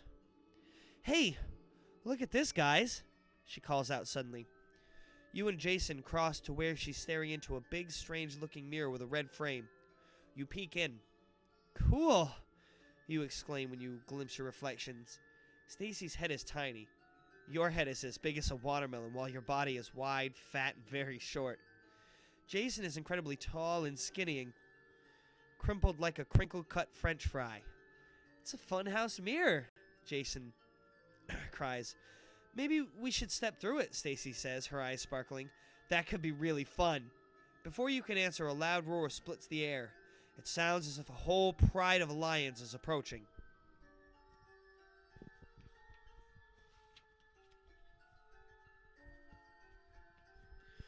Your stomach knots. What's that? You stammer. I bet it's the Laureo, Jason predicts glumly. I can't. I am too sick to fucking roar. I apologize. A huge tan beast bounds into the tent. It's built like a lion, only bigger. Its toes are tipped with knife-like claws, but the thing's claws aren't nearly as scary as its face. It looks like a furry crocodile with a pointed snout and sharp, jagged teeth. Hundreds of them, and they're snapping at you. The ticket man pops his head through the doorway. Here's the Laureo, he announces cheerfully. Ta-da! We've seen enough, you shout. Take it away! Sorry, he replies. It's time for the Laureo's dinner. What does it eat? Stacy asks. The ticket man smiles. Kids, he replies. Stacy gulps. Could we forget I asked? She mutters. The Laredo ambles toward you, drooling. You glance around desperately. There's a gap between the tent and the grass outside. You can squeeze through before the... Can you squeeze through before the Laredo pounces? Or should you try and step through the funhouse mirror? So are we going to duck through the tent and try and escape that way? Or are we going to try that mirror?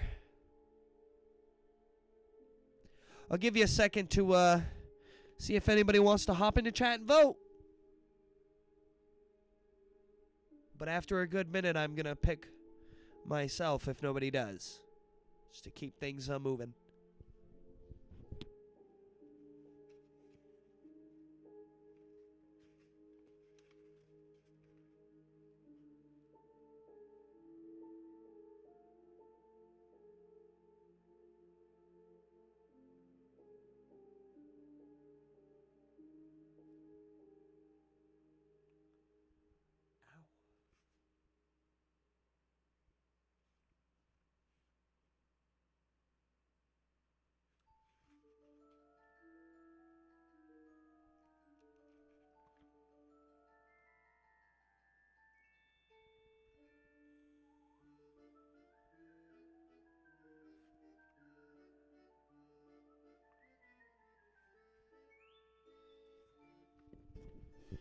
Okay, well, no votes in the chat, so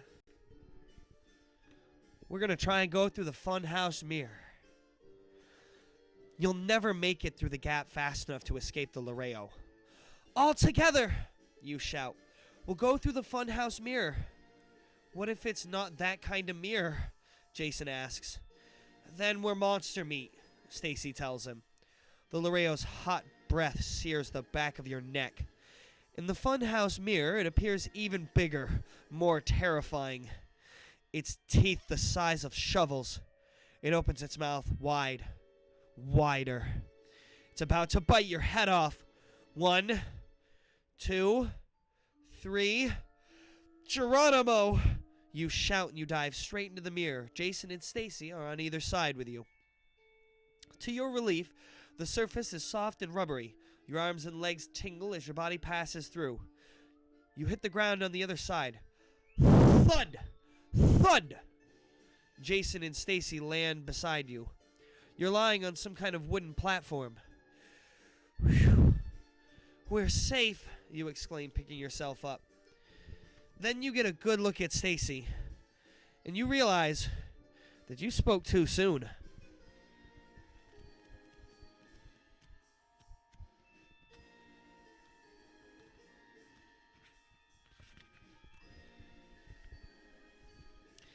Stacy has grown. Her arms and legs are like pudgy balloons, but her head has shrunk to the size of an apple. What's wrong with you? You gasp. With me? Stacy demands. Her voice is high and squeaky.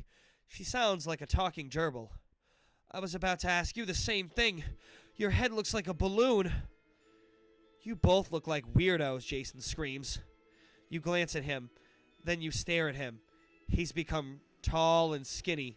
Really, really skinny. His whole body is no thicker around than a broomstick. His arms and legs are like pieces of spaghetti. His eyes are 2 tiny dots in his long, thin head. You can't help but laugh. The twins look so weird. Your head booms as if it's coughing through a megaphone. You reach up and touch your face. You could fit a basketball in your mouth. It's huge, and your head is simply enormous. It's all too clear what happened. Going through the funhouse mirror has somehow changed your bodies. Now you look like your funhouse reflections. At that moment, a bank of lights flash on behind you.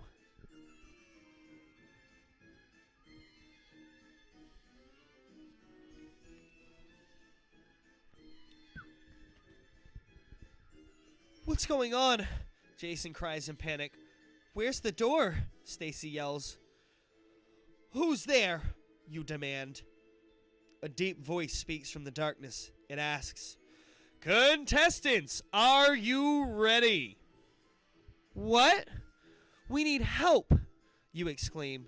Your eyes are adjusting, but you can't tell where the voice is coming from. The judges are ready, the voice says.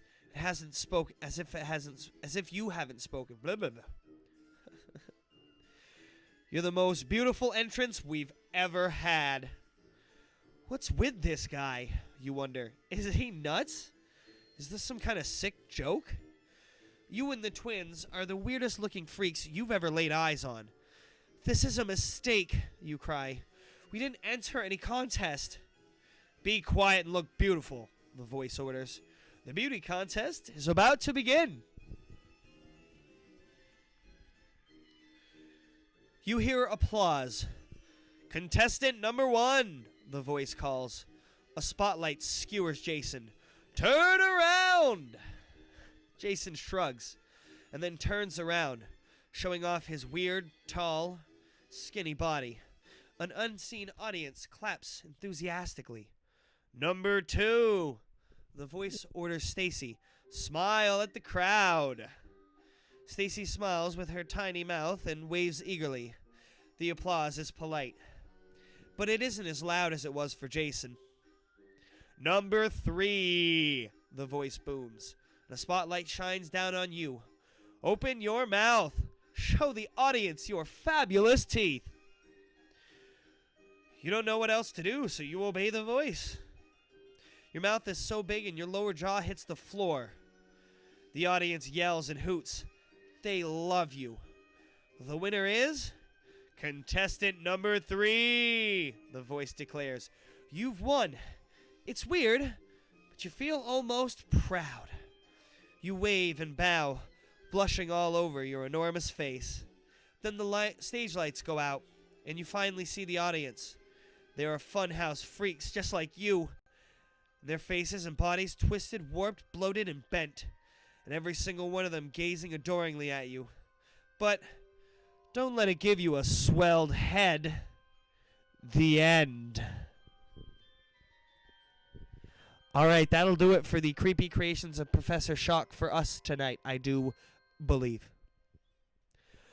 Well, since nobody has been voting in the chat, it's going to be real hard to ask the chat for a suggestion. And I really just want to do one quick read-through of one you guys suggest, and then, you know, one more encore of the carnival, I suppose. Because that's just a favorite go-to, and might as well do that to finish it off.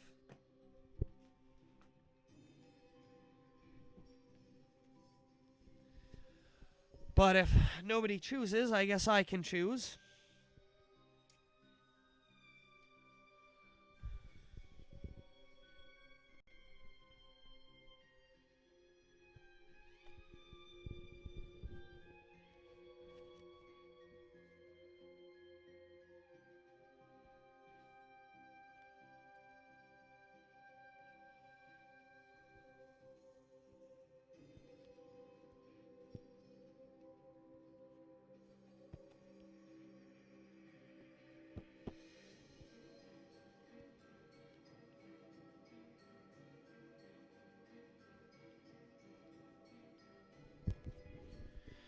Well, I suppose there's no vote, so I'm thinking Diary of a Mad Mummy.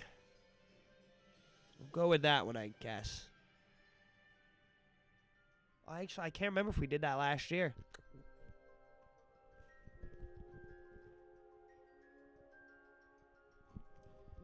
I know we did the Izzy Wicked Museum last year.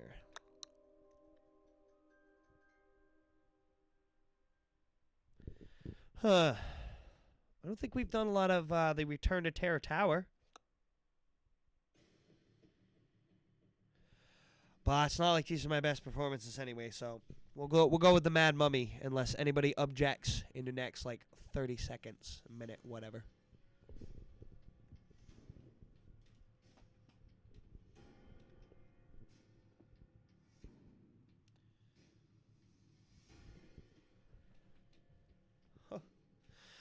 Ooh, I was about to try and pull a hit off the microphone rather than my vape.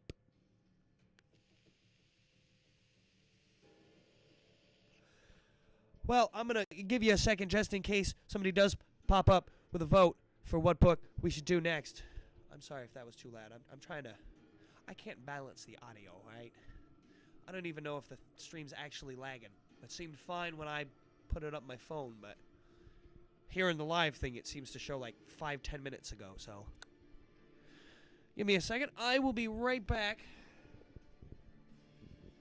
Oh, it'll something to loosen up, I suppose.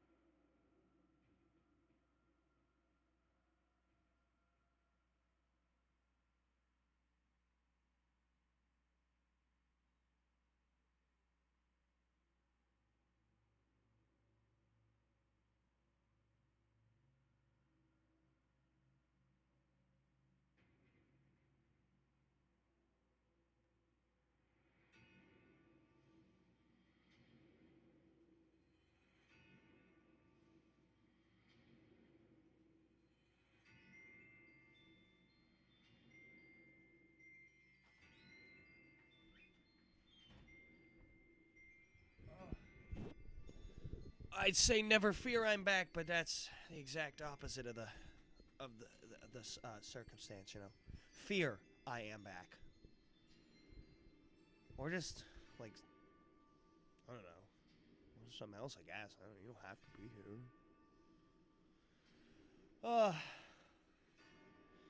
Alright, not gonna lie, this is quite the, quite the task. I'm actually quite a good reader and do really enjoy doing these. I don't mind doing it this way as long as I could have gotten more votes. The votes didn't stop when I think one person in the chat fell asleep. I do love doing these, but I'm just not confident in my voice right now because I am sick, hence why we are doing it this way. Normally, we do it out in the porch. Okay. Well, let's do the last two ones I'm going to read here. We will read Diary of a Mad Mummy, see where we end up in that one, and then we'll finish off by reading the Escape from the Carnival of Horrors one more time. We'll get one more read through, see if we can do a little better this time.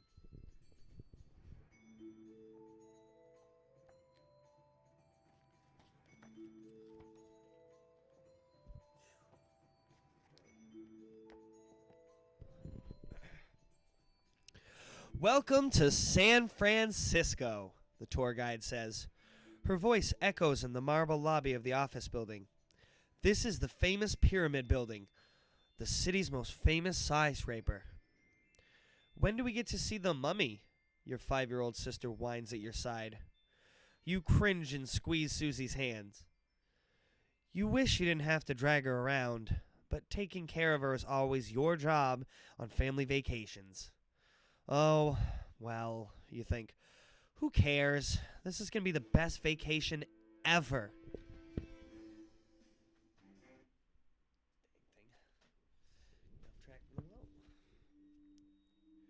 You and your family are staying in a hotel in downtown San Francisco. You have a view of the whole city from your window, including the tall, spindly pyramid building just a few blocks away. And this month, there's a display of ancient Egyptian artifacts in the lobby, including a real mummy. There it is. Whew. You can't wait to check it out. I want my mummy! I want my mummy! Susie whines again. I want my mummy! Your older brother Derek chants, imitating Susie's babyish voice. You laugh at Derek's joke. Then you whisper to Susie, we'll see it as soon as that tour group gets out of the way. You peer through the crowd at the mummy in the glass case. Hey, did the mummy just move? It's a fresh book. Your heart starts pounding. It can't be. But you know you just saw the mummy's arm move. Did anyone else see it? You stare hard at the brightly lit display cases in the middle of the lobby. A tour group crowds around the glass, blocking your view. So you stand on your tiptoes, under a pinkish halogen light. You can see an ancient bandaged mummy lying in a beautiful, gold-painted wooden box. It's the first mummy you've ever seen. A king from more than 4,000 years ago. A dead person. Something about it gives you the creeps. The tour group moves away, and the lobby clears. Come on! Susie squeals, pulling you toward the mummy case. A strange chill runs up your spine as you step closer. You gaze at the mummy's face and shudder. It's hideous. Part of its face is still wrapped up, but part of it isn't. You see its dry, leathery skin stretched tightly over its sunken, bony nose. You back away, and your foot bumps into something on the floor.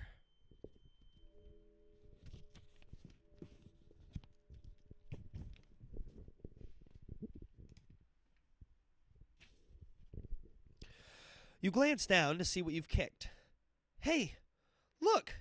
You cry out softly, but no one is listening. The tour group scattered.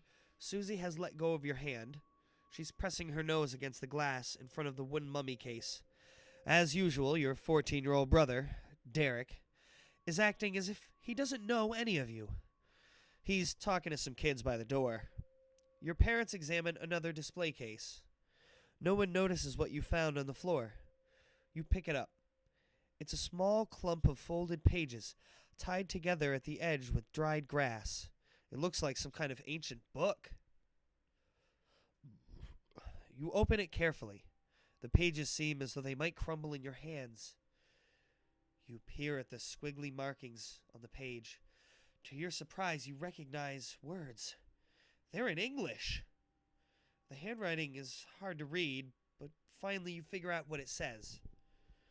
This is the first day in my tomb. I am wrapped so tightly that I fear I may never breathe again. The bandages that preserve me are a prison.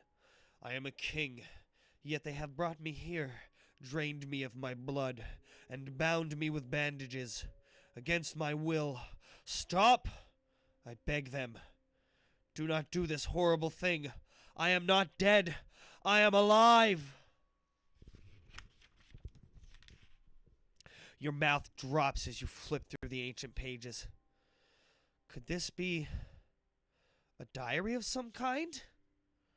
A mummy's diary? Written 4,000 years ago? But why isn't it in ancient hieroglyphics? How can it be in English? This is weird. Definitely weird. But somehow, in your heart, you know the diary is real.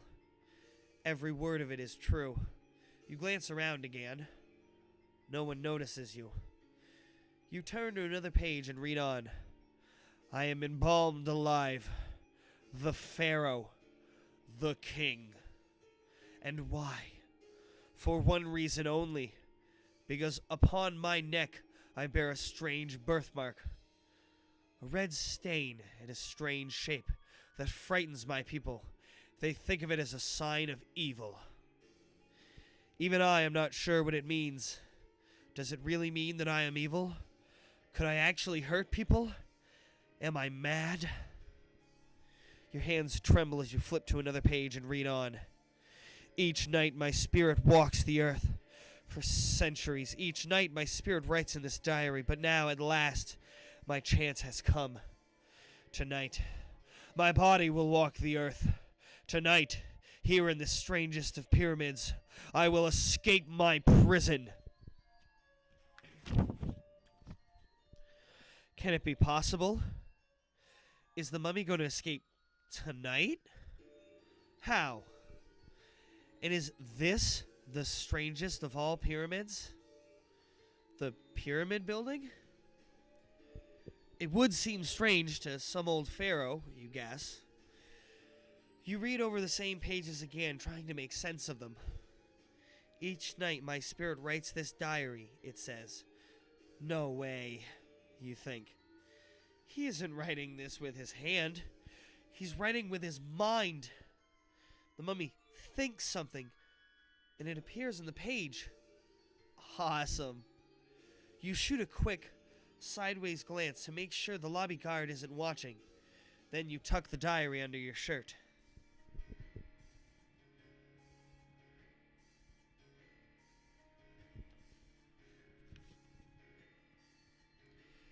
You've got to read more of this. It's amazing. The mummy writes it with his mind. But just then you hear your mother calling your name. Yoo-hoo! Again she calls you. Bring Susie and come on, she says. You gotta get away and look at the diary. But you don't want your parents to see it and take it away from you. Not after you just found it. You scan the lobby for some place to go. You spot an elevator. Maybe you can duck in there and zoom to the top of the pyramid. Finish reading the diary before someone finds you. Or maybe you should just keep the diary hidden and wait. You don't want to get in trouble with Mom and Dad. And besides, your hotel isn't too far away. You could sneak back here tonight and see if the mummy really escapes. The diary says, tonight, I will escape my prison. So, what will it be? So we're going to come back tonight and take the elevator now. Anybody popping into chat with a vote?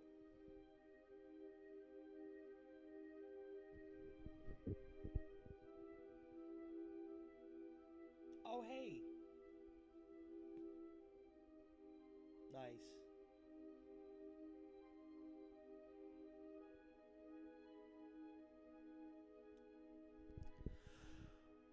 Well, I can't remember if Flasher last time we did this, I think we went home. I'm gonna vote we take that out there. I gotta read what's in this book. You know, I'm fucking curious.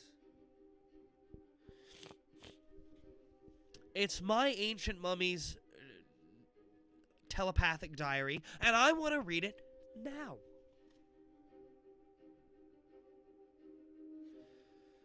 Also, I don't think parental trouble ever matters in these books. Cause, most of the time, the kids don't even make back to their parents anyway.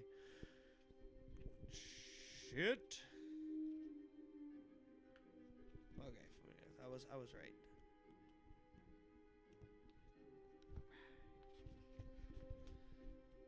You decide to duck into the elevator. With the diary tucked under your shirt, you casually stroll over and push the up button. But the first elevator that arrives is going down.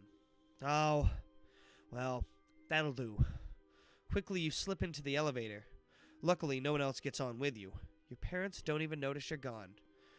Great, you think as the car whooshes downward. Now you can read the diary in private.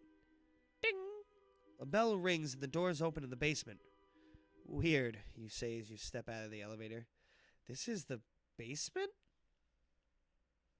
To your amazement, the place looks as if it was built thousands of years ago. The walls are made of huge blocks of rough tan stone. Only light shines from a fixture over the elevator doors.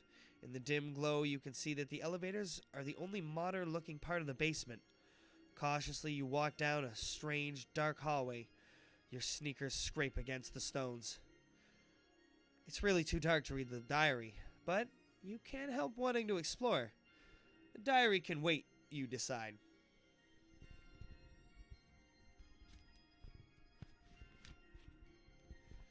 What is this place, you wonder? It sure doesn't look like the basement of a modern skyscraper. Why, you don't see any big basement equipment like boilers and furnaces and things. Where's the janitor anyway? The sound of your footsteps bounces off the stone walls. The echoes makes the back of your neck tingle. The hallway narrows. You duck in some places to avoid banging into the ceiling. The path twists and turns, sometimes sloping up, sometimes down. There's barely enough light for you to see. You worry that you won't find your way back. Maybe this is a mistake. But you keep going. Except for the eerie silence and the darkness, this place is cool. You're too curious to turn back now. You come to a small tunnel leading off to the right. It seems to slope up. A set of stone steps leads down on the left. Which way? Oh, so take the tunnel or the steps? Pause for a second, just in case.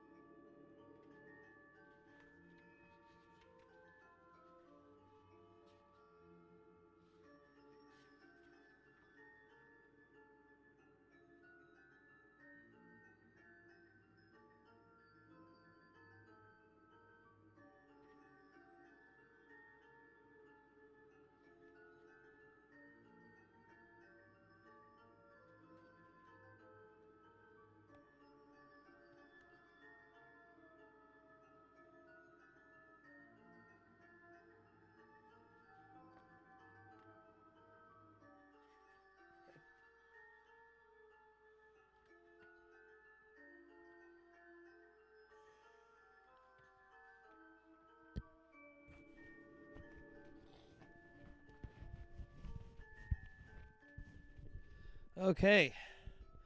No votes?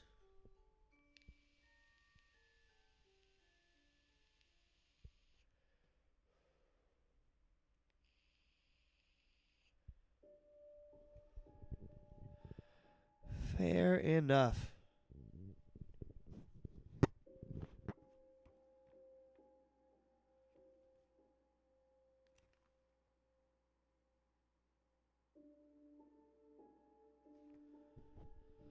We'll go down the tunnel. I'm lazy. Or up the tunnel or whatever. Whatever. Tunnel.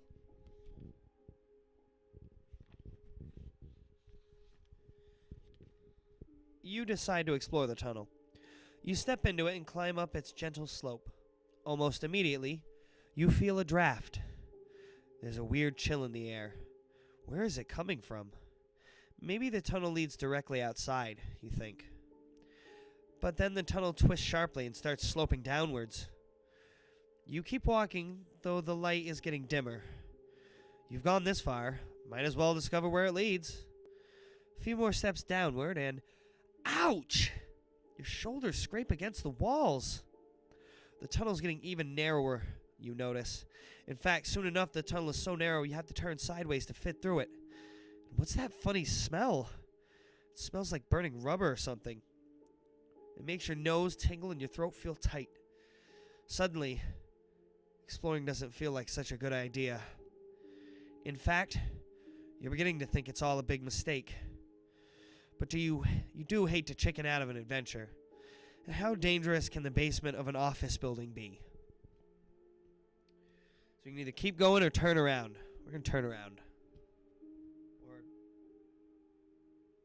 wait a minute. Yeah, we're going to turn around.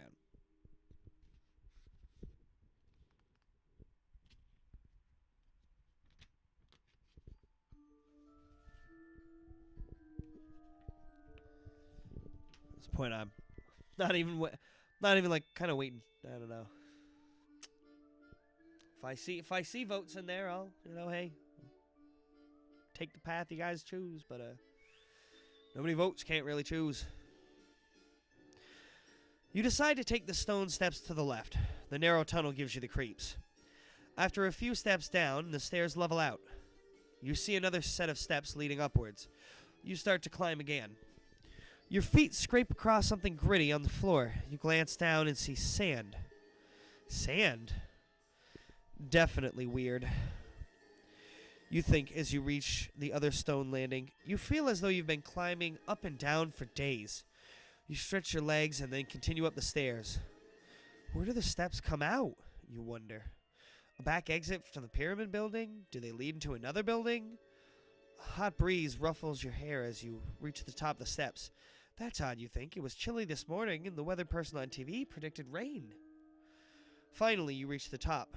You walk outside and squint as your eyes adjust to the brilliant sun. Huh? Your mouth drops open as you gaze at the scene in front of you. Sand? Camels? Pyramids? Desert? Is this? No, it can't be. Are you in Egypt? No way, you think, shaking your head. This can't be happening. It isn't real. How can I be in Egypt? You wonder. How? Stay calm, you tell yourself over and over. You just came out of the pyramid building in San Francisco in the United States of America. You can't be in Egypt. But you are. You see the pyramids and the camels. You hear the wind blowing across the desert. You feel sand in your eyes. You can even smell and taste the sweet, flowery fragrance in the air. You swallow hard and try to figure out how. Why? Suddenly it hits you. The diary. This must have something to do with the mummy's diary. You yank the ancient pages out from under your shirt and open the diary again. The words you read just a few minutes ago are gone.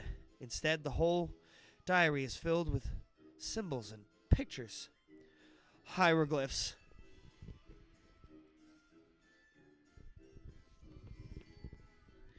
Your hand trembles as you turn page after page. They're all the same. All hieroglyphs. Terror grips your heart.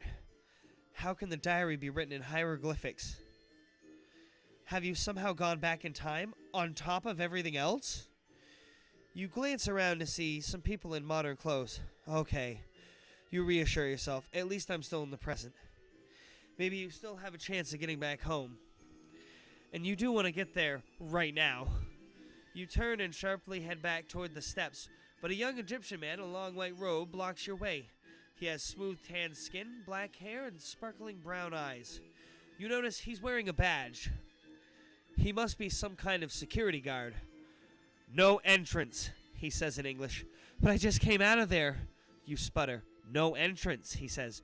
The Great Pyramid is not open.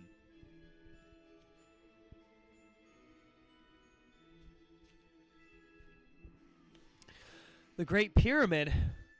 You stare at the guard, your head spinning. You studied Egypt in school. The Great Pyramid is the biggest pyramid in the world. And the one that sits in the desert near the Sphinx. Yup, you're definitely in Egypt. But I just came out of there, you try to explain. Only it wasn't the Great Pyramid. It was the pyramid building. The guard laughs. Ha! You mean that silly building in America? He shakes his head and laughs again. You've got to believe me, you plead. And look at this. You shove the diary to the guard. This diary, it was written in English a few minutes ago. Now it's changed to hieroglyphics. Before the guard can take the diary, a young man in a tan suit and sunglasses and a straw hat approaches. I see you have the famous diary of Baruthaman, he says. He sounds American. May I see it? Don't give it to him, the young Egyptian shouts. Give it to me. Ooh. Oh, so you got 3 options here. Damn. It's a damn shame the chat isn't up. Oh, I always like when the three choices come up in a group. It's always fun.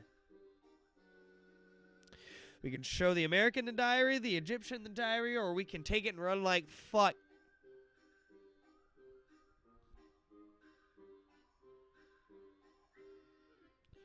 I guess I'm going to hand it to the Egyptian. I don't know.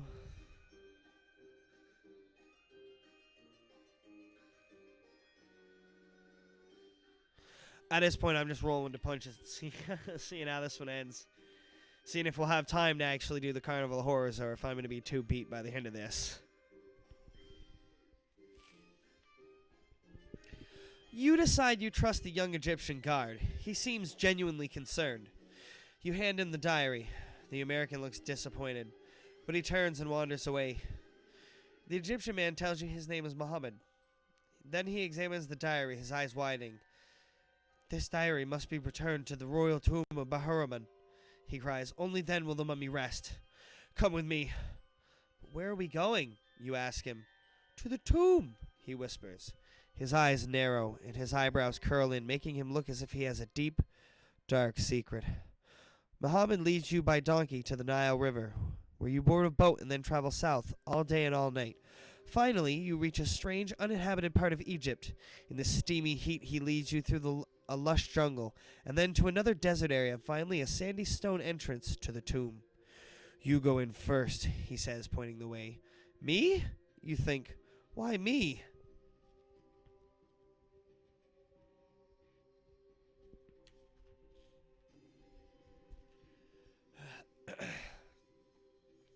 Your heart starts to pound. You don't want to go in the tomb first. You're not even sure you want to go in at all. Why are we doing this again? You ask Muhammad. Remind me. Muhammad brings his face very close to yours, nose to nose. Because if you don't, he says, the mummy will rise from his coffin in San Francisco and stalk you day and night. Everywhere you turn, you'll see his wrinkled skin, his hollowed, screaming eyes. You'll hear echoes of the tortured cries he screamed as the high priestess wrapped him and bandaged him, buried him alive. He'll taunt your daydreams, too, and fill your nightmares. You won't be able to think a single thought without picturing the moment of his death. You will know his agony when, okay, that's enough, you say, suddenly interrupting him. What do you want me to do? Go in, Muhammad says, and then he points to the tomb.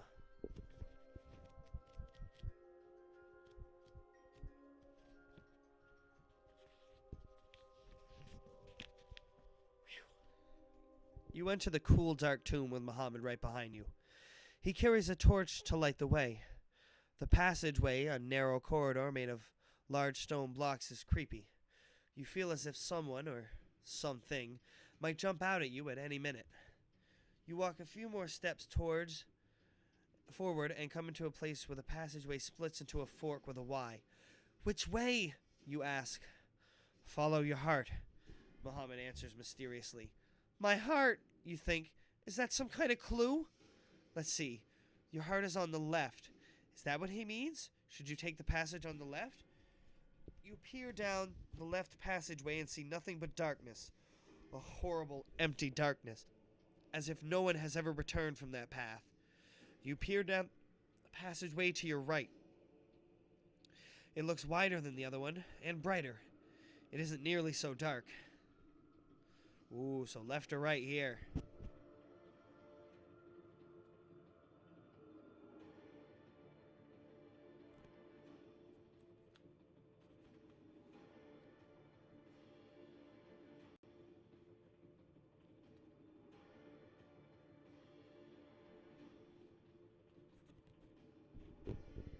We're going to take the passageway to the left. You decide to take the passageway to the left. Bravely, you march down the oh-so-dark hall. You walk a few more steps before you realize that you're alone. Muhammad isn't following you anymore. Hey, stupid! Muhammad calls. Why did you go that way? Well, you answer him in your most reasonable tone of voice. He said follow my heart. My heart is on the left, so I thought I said to follow your heart. Muhammad snorts. Instead, you were thinking too much with your head. Oh, so he does mean that you should have gone the other way. Yes. Stupid. And don't look surprised at being called that name again. You answered to it, didn't you? Damn, he's got to lay a little bit of... Ooh. Ooh. Go back to page 15 and take the other passageway, and we won't call you stupid anymore. Meanie.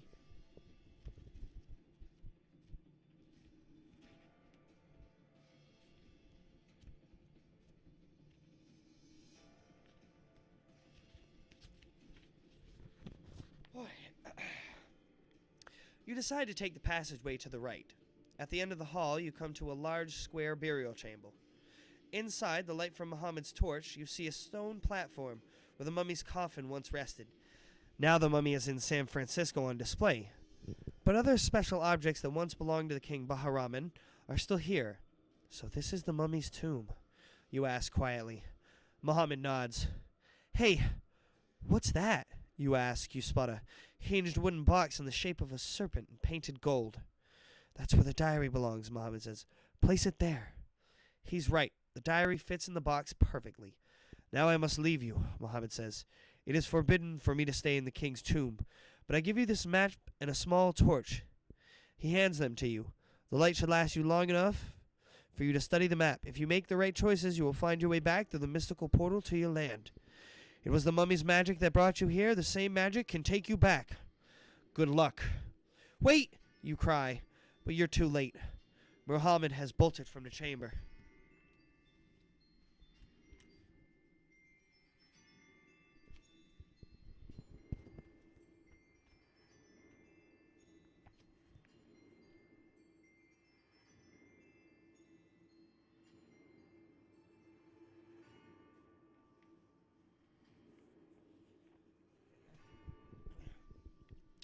Muhammad runs away so that you can all you can hear is the fading sound of sandals flip-flopping on the stone floor. Then silence, a horrible stone-cold silence. You have no time to waste. The torch isn't going to last that long. You hold it up and peer at the map. It's a handwritten sketch drawn on brown paper. The edges are torn. This is a map? This is a jumble of lines. Where's the "You are here" sign? Your heart sinks. You need help. But then you figure it out. The steps are those close together lines on the top left. The tomb is the box at the end of the angled hallway. And that other box, the one with the X in it, that's the elevator. The elevator in the pyramid building. You know it because you've seen lots of maps that are marked the same way. Elevators are always marked with an X. And that's where you need to go if you're ever going to get back home. You've got pencil and paper in your pocket, so you take it out and write the words steps, tomb, and elevator. Then you carefully study the map.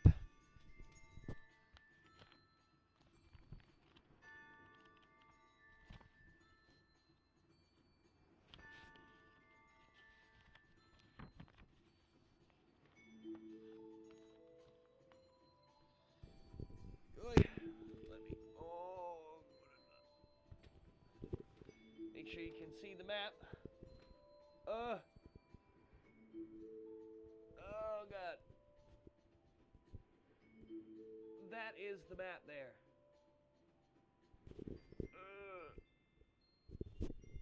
Okay, there is the map, so you can study it.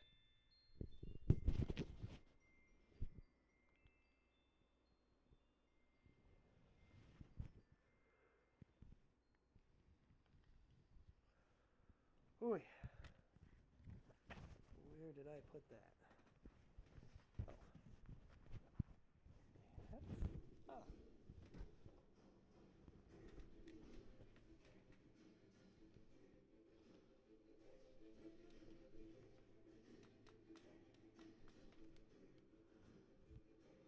Okay, there. So you can pause there if you're watching it. Take a look at the map.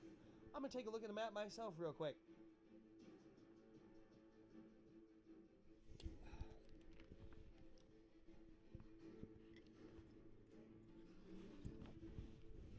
Okay.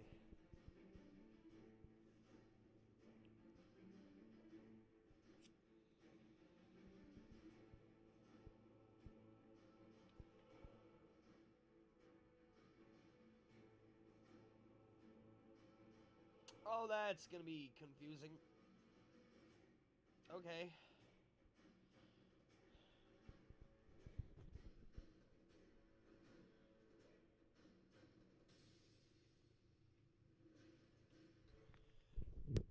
Well, here we go. It says at the bottom here, it says you can keep your finger on the page so you can study the map. That we can like turn back to it, study it and stuff. I don't know if we'll be turning back. I mean, I'll keep my finger on it, but I doubt it. I'm just gonna take my chances, I guess. Okay. Whew. Where are we? It's page 65. The light from your torch is dwindling. It's going to burn out soon. Quick, memorize the map and the path you need to take to reach the elevator. Remember, you're in a tomb right now. When you come out of the tomb, you'll need to make a choice of which way the fork in the passage takes, right or left. Then you'll have to make another 3 choices at forks or crossroads, right or left. Don't worry about the places where the hallway simply bends or turns. You'll just follow it then. The only problem is choosing what to do when you reach a fork in the path. So you got to memorize all 3 choices, because when the torchlight burns out, you'll be walking in the dark. So do it now. Which way to take from the elevator to the tomb? We're going to take a left.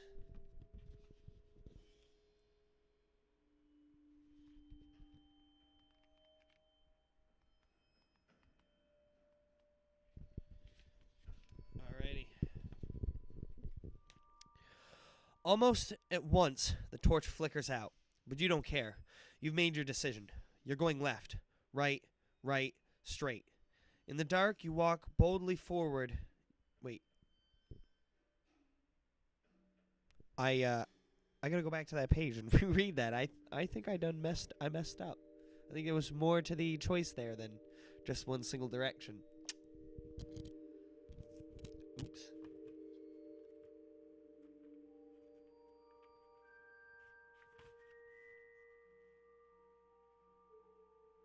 Okay. Okay, so the options are left, right, straight, or left, right, right.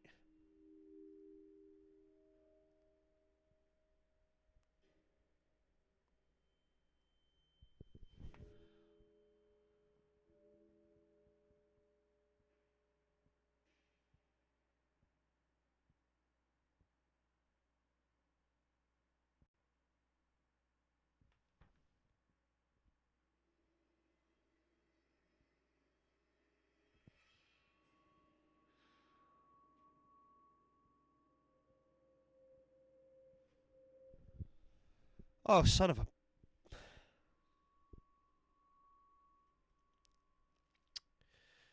Okay. And I guess we'll go with the one I picked last time. I thought it was just one single direction, but we'll go left, right, straight, I guess.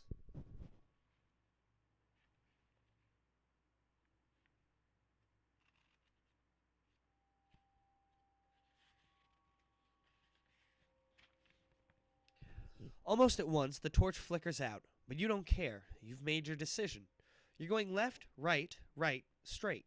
In the dark, you boldly walk forward, your arms outstretched at your sides. You run your fingertips along both walls as you go. Pretty soon, you feel the passageway begin to turn. You've come to the first choice. You turn left. You walk a little further, then you turn right. You keep walking. Suddenly, in pitch darkness, you feel 2 hands on your face. Ah! You want to scream, but no sound comes out. Your voice is choked with fear. Boo! A voice says. Boo? Boo-hoo!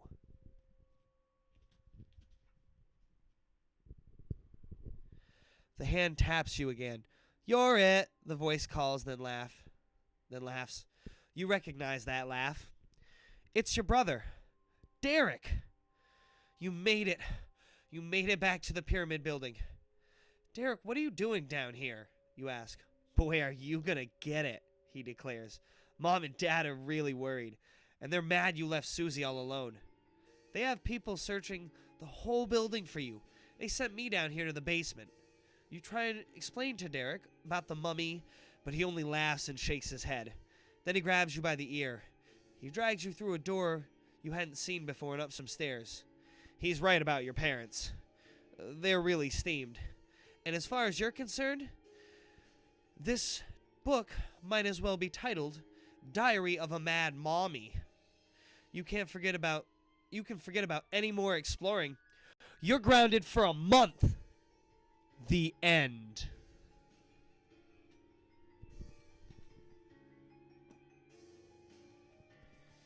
Oh, let me check the dang numbers. I'm so dumb. Yes.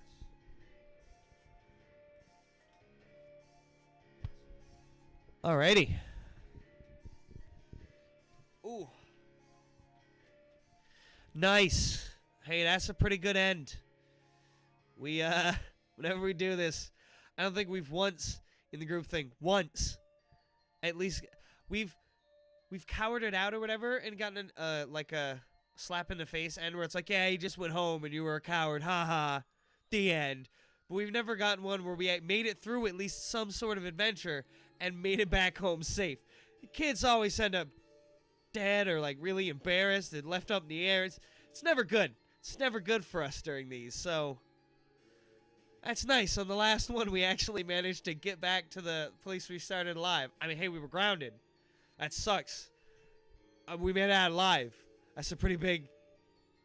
That's a bonus. That's good. Well, if you did tune in and you're still there, I appreciate you tuning in. I was going to do one more round of the Carnival of Horrors, but if I was feeling just at least a little bit better, I wasn't clogged up the nose as much, I would totally keep reading. I'd at least do one more, but I'm sore. I'm tired. Stuffed up. I think I'm going to call it here. It's a good, it's like 3 hours or something. Nearly 3 hours. 2.5. That's still better than I thought I would get, so if you did tune in, thank you for tuning in. Hopefully you had a good time, even if didn't get too many votes for too long. And there was a bit of a lag there and stuff. Yeah, hopefully you had a good time. Tuned in. You got some nostalgic spoops, I suppose. Alrighty. Have a great night. And of course, happy October. Happy Halloween.